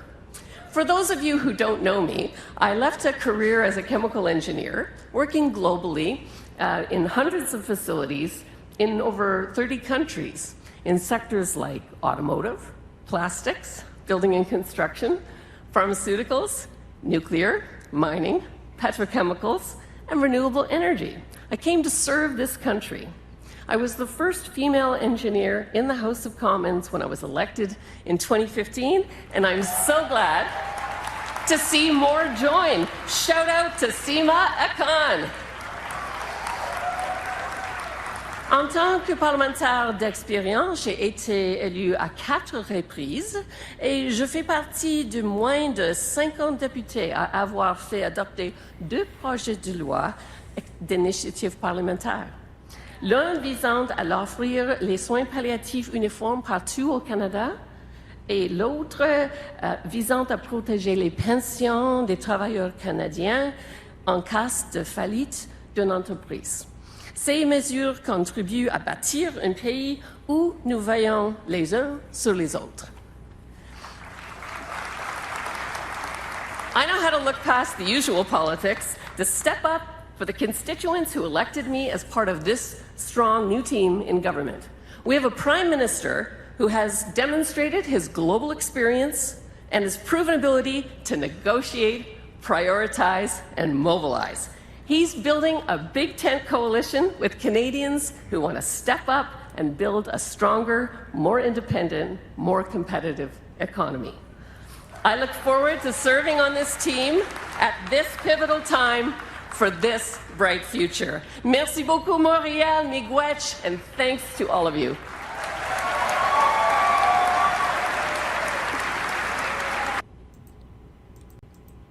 Oops. So, the convention continues tomorrow. Final day. Delegates will vote on constitutional changes and key policy resolutions, including proposals to restrict social media and AI chatbots for children, censorship. That's what's on the agenda. The main event, 2 p.m. tomorrow, Eastern. Mark Carney giving the keynote address. Of course, the Liberals head into this weekend riding high after their strong election results and recent floor crossings. I'm hearing a lot of talk about more floor crossings possibly going to happen from the Conservatives, maybe even other parties. I don't know. By-election's just days away. And some people pretty upset by the floor crossings. I think that the Conservatives have some soul searching to do, a little reflection in order here, because I'm also hearing even talk about pressure on Poilievre to resign if the Conservatives lose these by-elections. There's talk that he might get the hook, and then they'll be into another leadership convention for the Conservatives, maybe looking for a new leader. I'll say this: they've got problems over there in the Conservative camp. If things, you can blame the Liberals all you want and talk about shady backroom deals and speculate, but if things were rosy in the Conservative camp, if the environment was welcoming, or you wouldn't have this happening. There's something wrong in the Conservative Party, and that's why you're seeing these defections. What exactly is it? Well, I've given you, I think, part of the reason, and that's that the campaign strategies that they've employed have misfired. In the last election, I think they didn't read the room right. They were focused on all this negative stuff, which was working to a point until the country faced this existential threat from Donald Trump, and they weren't able to pivot. And they've just continued to double and triple and quadruple down on the negative campaigning until just really within the last couple of weeks, where Poilievre has pivoted and the messaging has turned somewhat more positive, talking more about building. But he has a lot of work to do with a lot of Canadians, because he needs to sell them on him being sort of a cheerleader, not just a critic. And it is the job of the opposition to criticize. That's what they're supposed to do. But if you take it too far, as I think they have, the messaging is just too negative. It's at a time when the country is facing real challenges, economically, socially. When we're under threat, people want to feel like there's somebody there defending the country, and it just didn't come through with the Conservative messaging. Very negative. Don't vote for those guys because Donald Trump isn't a threat. Mark Carney, no, Donald Trump is the threat. And people in the Conservative camp, people blinded by partisanship, I guess, or just because they've been just conditioned to hate the Prime Minister, whether it's Trudeau, Carney, or whoever comes next to hate the most. They've just lost sight. They can't see that there's a problem on the Conservative side. It isn't enough to just sit there and crap all over everything. You have to offer something positive to people as well, and that has not been resonating in the Conservative messaging. I think it goes right to the heart of the problem, and that's partly why you're seeing these defections. It isn't just because they're being offered some sweetheart deal or a bunch of money. There's a problem with the Conservatives. It'll play out. We'll see what's going on, and maybe even within the next few weeks. Let's get through these by-elections and see what happens. The other thing is, Carney has been acting very much like a Conservative, governing in a way that, he has been stealing planks from the Conservative platform, cutting the carbon tax, his economic policies. Even Liberals are complaining in a way because they're saying he's governing just like a Conservative. This could be a Harper government. Yeah, it's true. But once he gets the majority and he can then get all of his MPs to vote in lockstep with him and just get stuff through, he doesn't need to compromise. We'll see what he does then. If you don't have to negotiate in order to get legislation through as a minority government, which he's been doing, then you can just do whatever you want. Then we'll see what his true colors are really like. So give it time. I think things are about to take a real turn. Maybe for the better, maybe for the worse. I'm going to wait and see. Let's go back to Artemis 2 and the recovery. Here we go.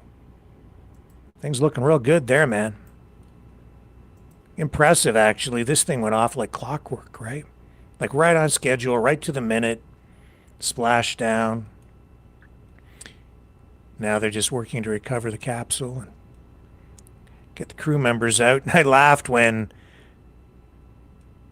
the commentator said that we have 4 green crew members, and that's not because they're sick. It's because they're in good health and in good spirits. I don't know about you, though. I think I might be a little green upon re-entry. Mach 33. Holy smokes, what a ride. And holy smokes is right. They were concerned about the heat shield on that capsule. Concerned about the design. But it held up. It did the job.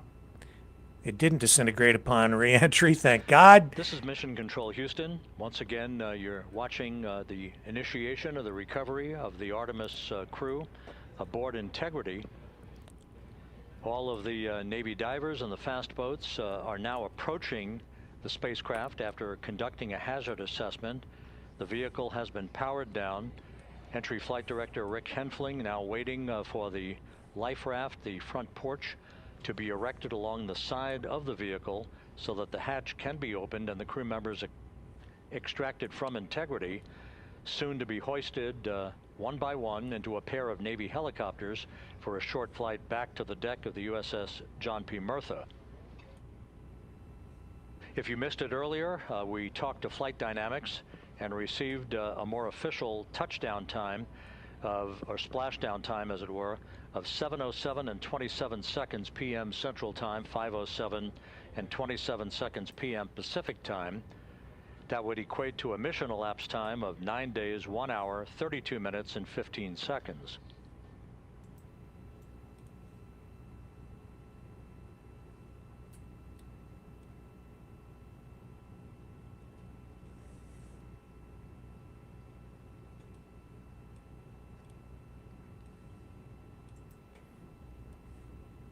Okay.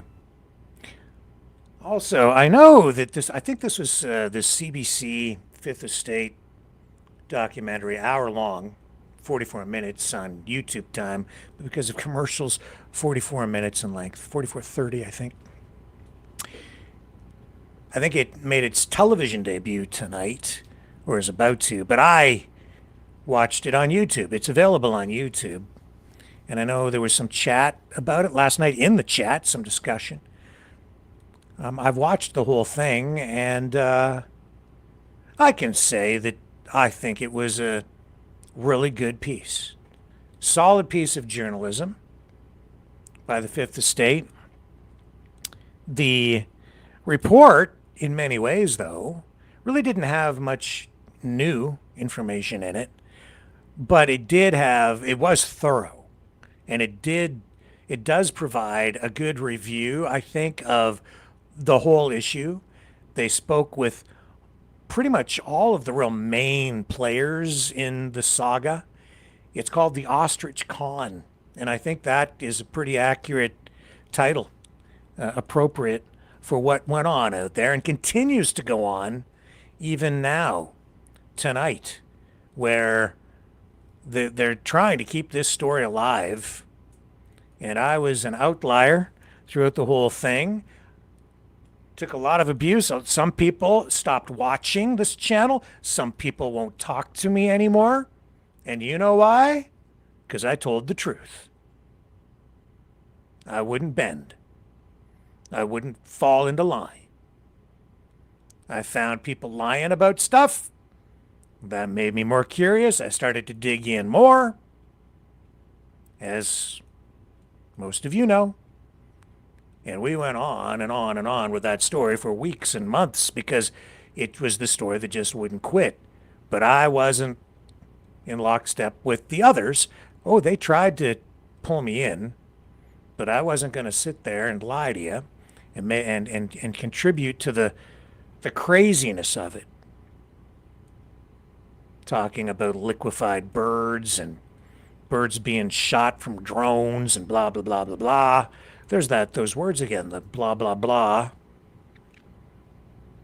I'll say this, the CBC piece, they spent months working on it. They spent a considerable amount of money. They traveled so that they could interview in person some of the key players,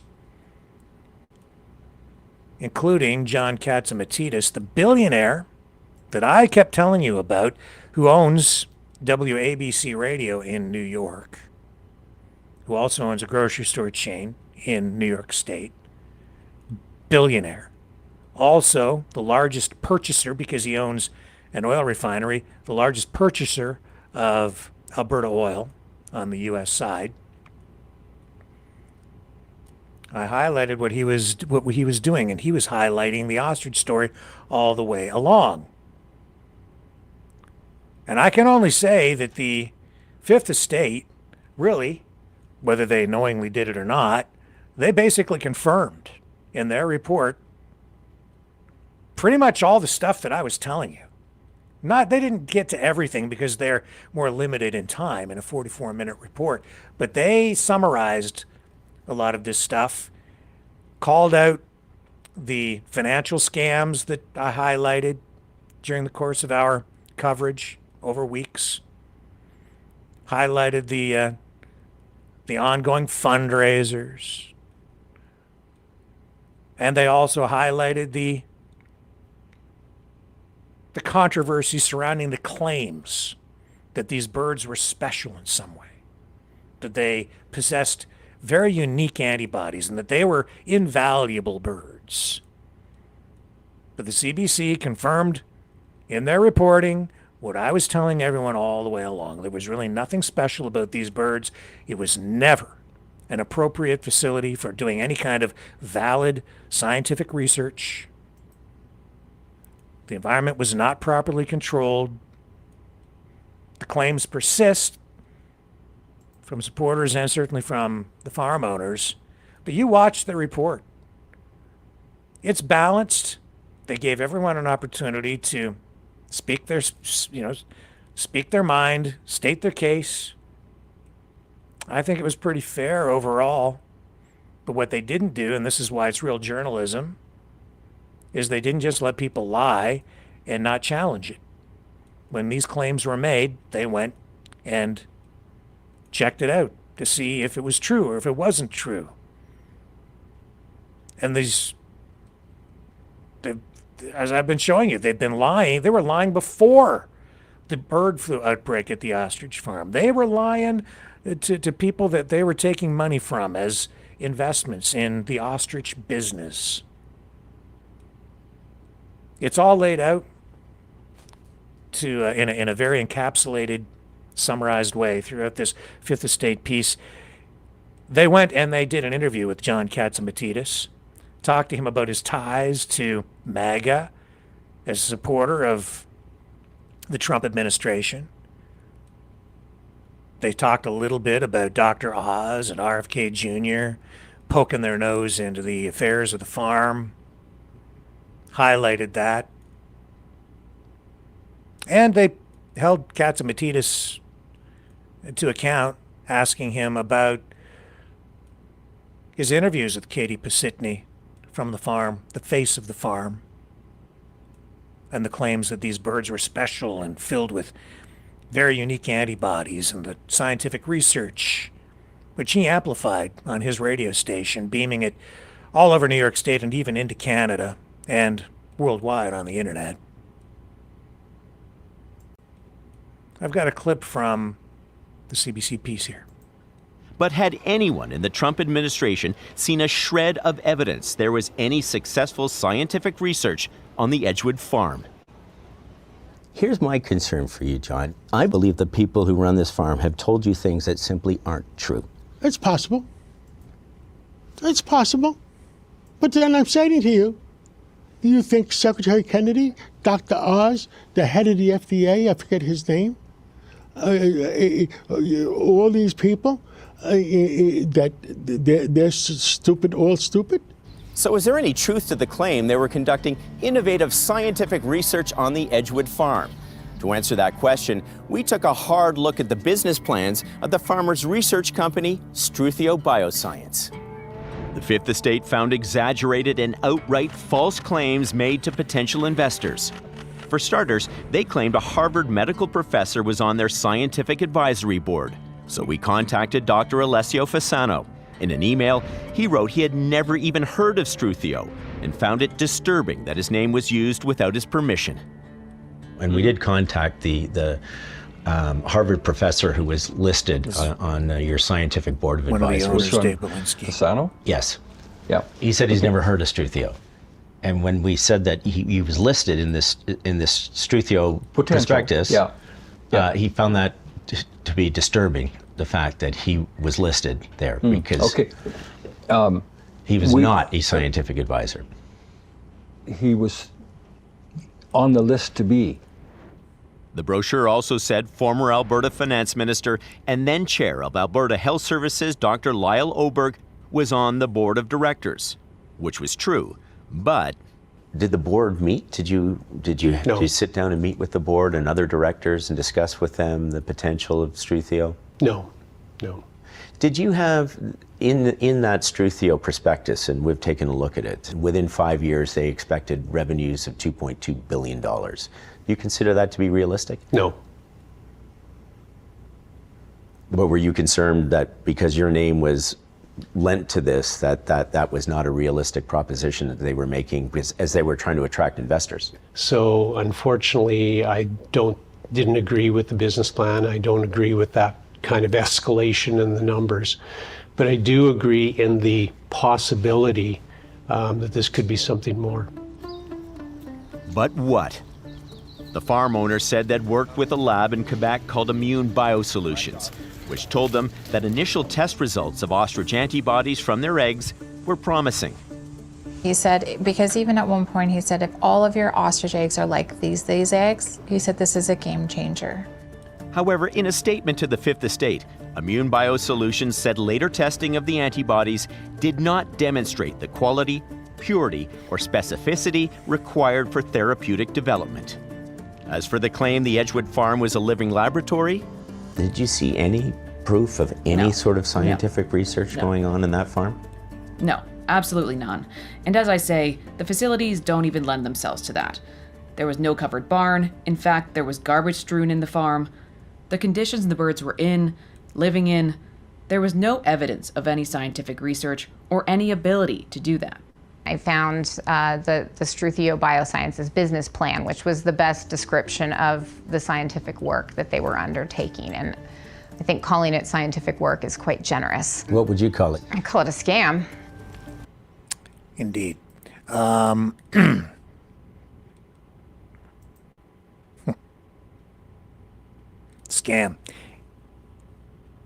A lot of people pulling in a lot of donations. A lot of people making a lot of claims, a lot of live streamers out there, a lot of influencers went out there, as you know. It turned into a media circus. And it wasn't just the farm that was scooping up money. There was a lot of influencers too. How much? Who the hell knows? CBC, Fifth Estate, tracking well over $300,000. And that's just surface level stuff, I think. Here's a little bit more. I'm going to put the link to the Fifth Estate report, which you can watch in its entirety on YouTube. You don't have to wait for TV. Somebody who doesn't want any credit, they felt for this family, and they helped out. I saw a lot of cash coming in at certain times. When there was a large amount of people there, we had a cash box set up where people were eating. That's all those people want is money. Everything is about the money. The Fifth Estate tracked multiple crowdfunding sites. Through these, the farm owners have raised $330,000 and counting. I spoke to a couple of people who said once the money started coming in, this wasn't about the ostriches anymore. This was about raising money, making money, that you had found a very successful vehicle and for which you could raise money. Oh. Then we wouldn't be in debt. Then we, sorry. We're deeply in debt Are you? through this. Oh yeah, lawyers aren't cheap. Their fundraising message needed emotional impact, and they found it. You see this? These are our pets. Those ostriches weren't just oversized lab animals, they were also their pets. Though they weren't always treated as pets. For decades, Universal Ostrich Farms was slaughtering their ostriches, not saving them, selling ostrich meat for burgers, sausages, and steaks. They even sold ostrich dog food. In May, 5 months into the standoff, UniversalOstrich.ca went down and redirected visitors to SaveOurOstriches.com. The new messaging? Save Barney, Arnold, and Q-Tip, and keep hope alive. This is Hope, and she is due to be slaughtered by the Canadian Food Inspection Agency. And they said the CFIA was coming for your pets too. Social media accounts supporting the farm began posting names of CFIA inspectors online alongside death threats. Our inspectors, our veterinarians, our professionals, they were subjected to threats of harassment, violence, including, unfortunately, sexual violence, in ways I can't countenance at all. This high-placed CFIA official agreed to speak to the Fifth Estate, but on the condition we protect their identity, even months after the cull. This wasn't about targeting ostriches. This was much bigger. It's about making sure we protect the industry and human and animal health. 237 days. Happy, healthy ostriches. But that spring, 2 ostriches died mysteriously weeks apart, both allegedly shot dead. We don't know who killed the ostrich. It could be anybody. It could be a local, it could be a hunter, it could be big pharma. You know, we just don't know. Bang. Shot. Who shot them? I firmly believe it was done by a drone. A drone? A drone, yes. That sounds like a bit of a stretch, Dave. Hey, what's going on with the drone warfare in the world? I understand we're talking about Russia and Ukraine, but we're talking about an ostrich farm in Edgewood. Tell me, what about Maduro? Then in Venezuela? Mm-hmm. How did they get Maduro out of there so easily? I don't understand the connection to Edgewood. The connection is, do some research there. So we had Edgewood skeptic Deb Peon says many in town had a different theory about how those ostriches died. The consensus is that 2 birds were shot, but it was by the owners because we're suspecting that they had another outbreak of H5N1. And that was their cover because they had said the last bird to die was in January. The RCMP is... Yeah. It's a pretty well-rounded piece. I will go over here to Rumble right now. Put the link to the Fifth Estate report on ostriches.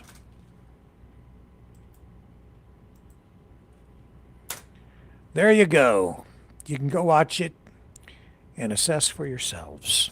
The saga continues. I continue to dig into it a little bit, but honestly, I have some other weird stuff coming out of there, but I think for tonight we will just leave it alone. I've had more than my fill of the ostriches. I've had a belly full and then some. The damage that has been done because of the crazy stuff that's gone on out at that farm. Shameful. It's changed my views on a lot of people. And I'm saddened by the mania, the psychosis that has come out of that. And I'm saddened by the loss of some friends who, yeah, they lost their minds and still won't talk to me. But I'm not gonna lie. Back in a minute.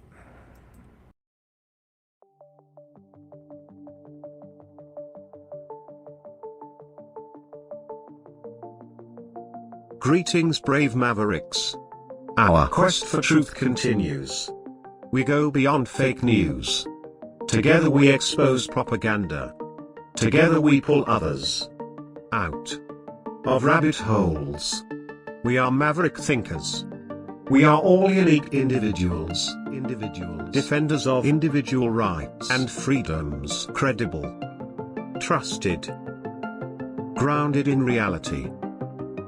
Maverick News, Maverick News. Defending free speech, Donate at freedomreporters.com. Do it now. Tomorrow may be too late. Maverick News. The world is watching.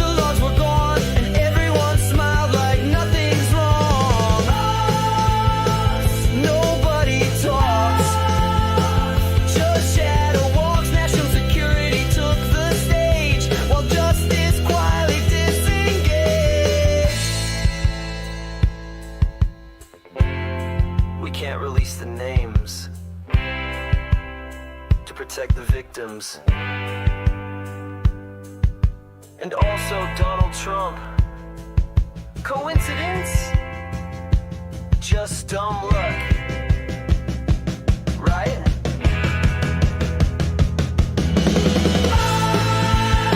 Another sealed file. That crocodile smile. We did our best, says the DOJ, while the truth just fades away. Another news spin. No one will win except the rich guys with gold ID cards and closets full of secrets behind steel bars. Just a little glitch. A billionaire's privilege.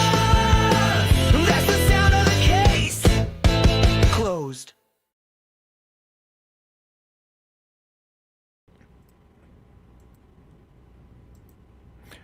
We are back. Let's check in here again with Artemis 2. And so what are they doing here? So we've got the lower line that will secure the inflation device before we inflate it.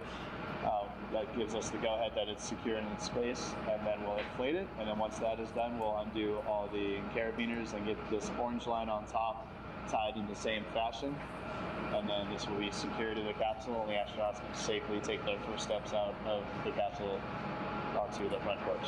Okay, and how long will it take them to set up the stabilization collar? We should definitely be able to handle this in under 10 minutes. Okay, wow. And then you just mentioned the front porch. So basically, after they set up this stabilization collar, then they set up what's called the front porch here. That's correct. Okay, and what's the front porch? Front porch is basically a bigger waiting room for the astronauts to sit in while we wait for the helicopters to show up and grab them. Okay, so the medical team that was inside with the crew, they're going to help them out and onto the front porch? That is correct. And then what happens here?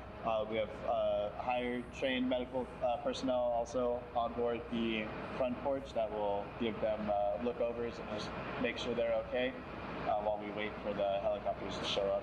Okay. How does it feel, I mean, your team, you, to be part of a mission that's returning astronauts from the moon in more than 50 years? We all feel extremely honored to be a part of this, as well as a bigger mission for the Navy and joining up with NASA to do great things. And do you feel like you and your team are ready? Yes, very ready. Cool. All right, thank you so much. Thank you.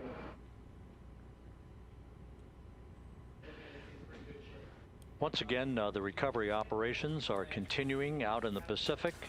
We shortly should see that life raft, the front porch, erected alongside the side hatch of the vehicle.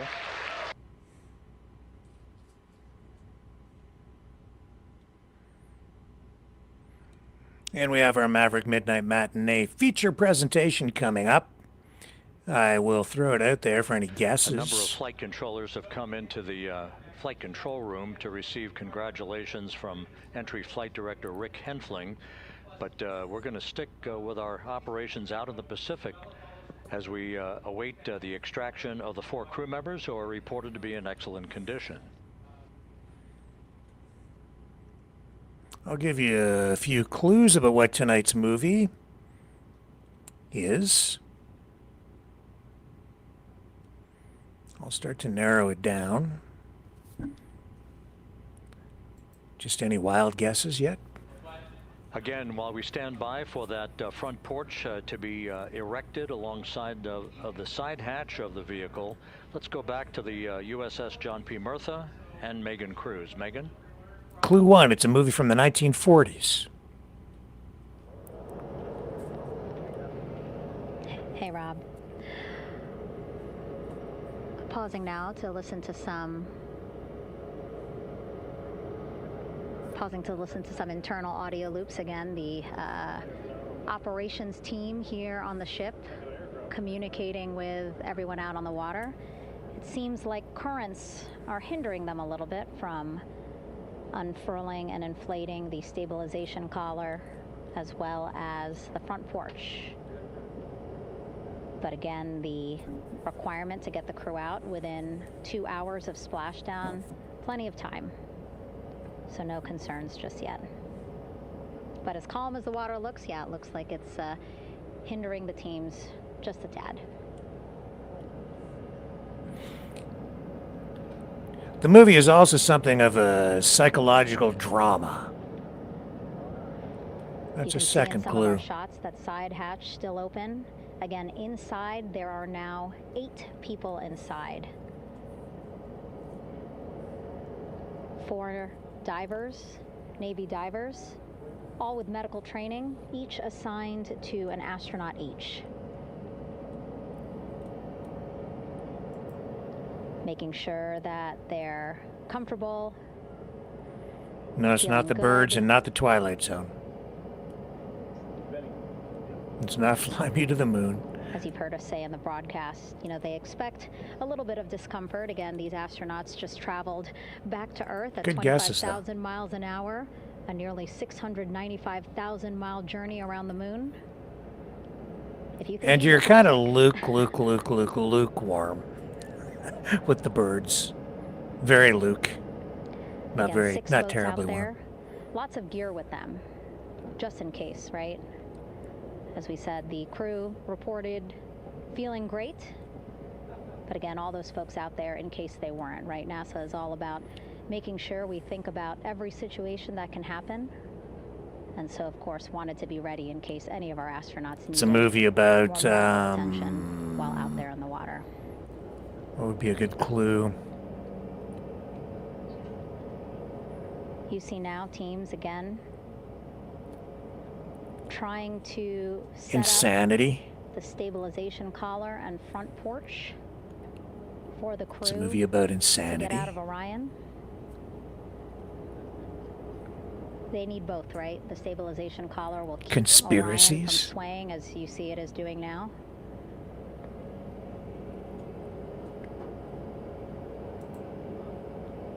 and then they will connect to the front porch to the stabilization Strangers collar. from the third floor or Scarlet So that the Streets. crew Nope. can take 2 steps, Somebody's and they will be in the front using the internet, I think.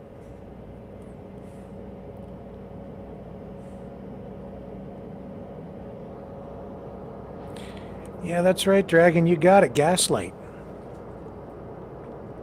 That's the movie for tonight. But I have a version that is not the one that people are familiar with, most likely. Because there's a version from 1944 from Warner Brothers that everybody knows, but there's another version that came out before that Warner Brothers tried to suppress.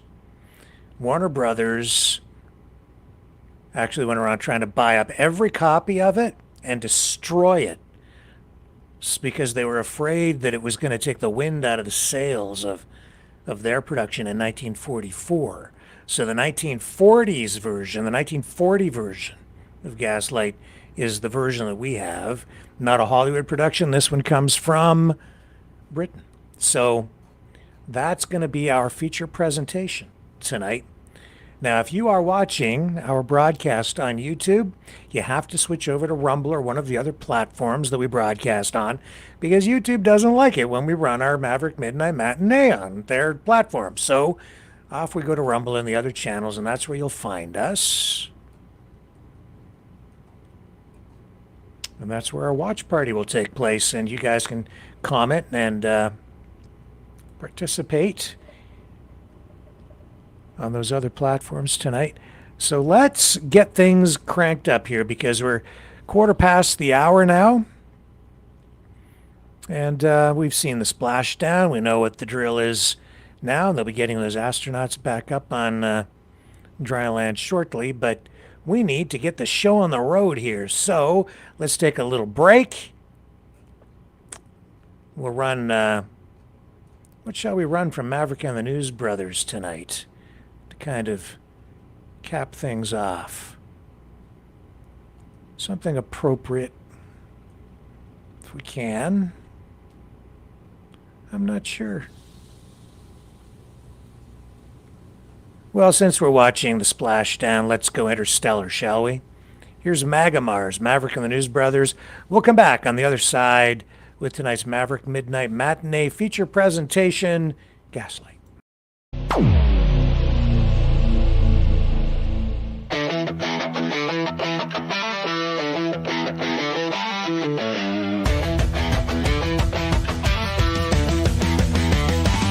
He's got a plan, it's bold and grand, taking over land, sea and sand. Canada's ours, Greenland's in the mix, the Panama Canal's just another fix. But Mars, oh Mars, you pesky red sphere, your spying drones are making it clear. It's a threat to Earth, a cosmic sin, but don't worry folks, he'll make Mars great again. MAGA Mars, you're the 53rd state. Under Trump, your future is great. With Elon Musk and the Space Force too, we're slapping tariffs on your Martian crew. Make Mars great, yeah, make Mars ours. Wave that flag on the red rock stars. We'll impose sanctions, taxes, and fines. Martian exports know they're crossing the line. The Martians cry foul, but Trump doesn't care. He'll build a space wall floating up there. Elon's on board with rockets ablaze. The stock market's loving this Martian craze. He says, trust me folks, I know the deal. Martian gold is ours, this plan is real. MAGA Mars, you're the 53rd state. Under Trump, your future is great. With Elon Musk and the Space Force too, we're slapping tariffs on your Martian crew. Make Mars great, yeah, make Mars ours. Wave that flag on the red rock stars.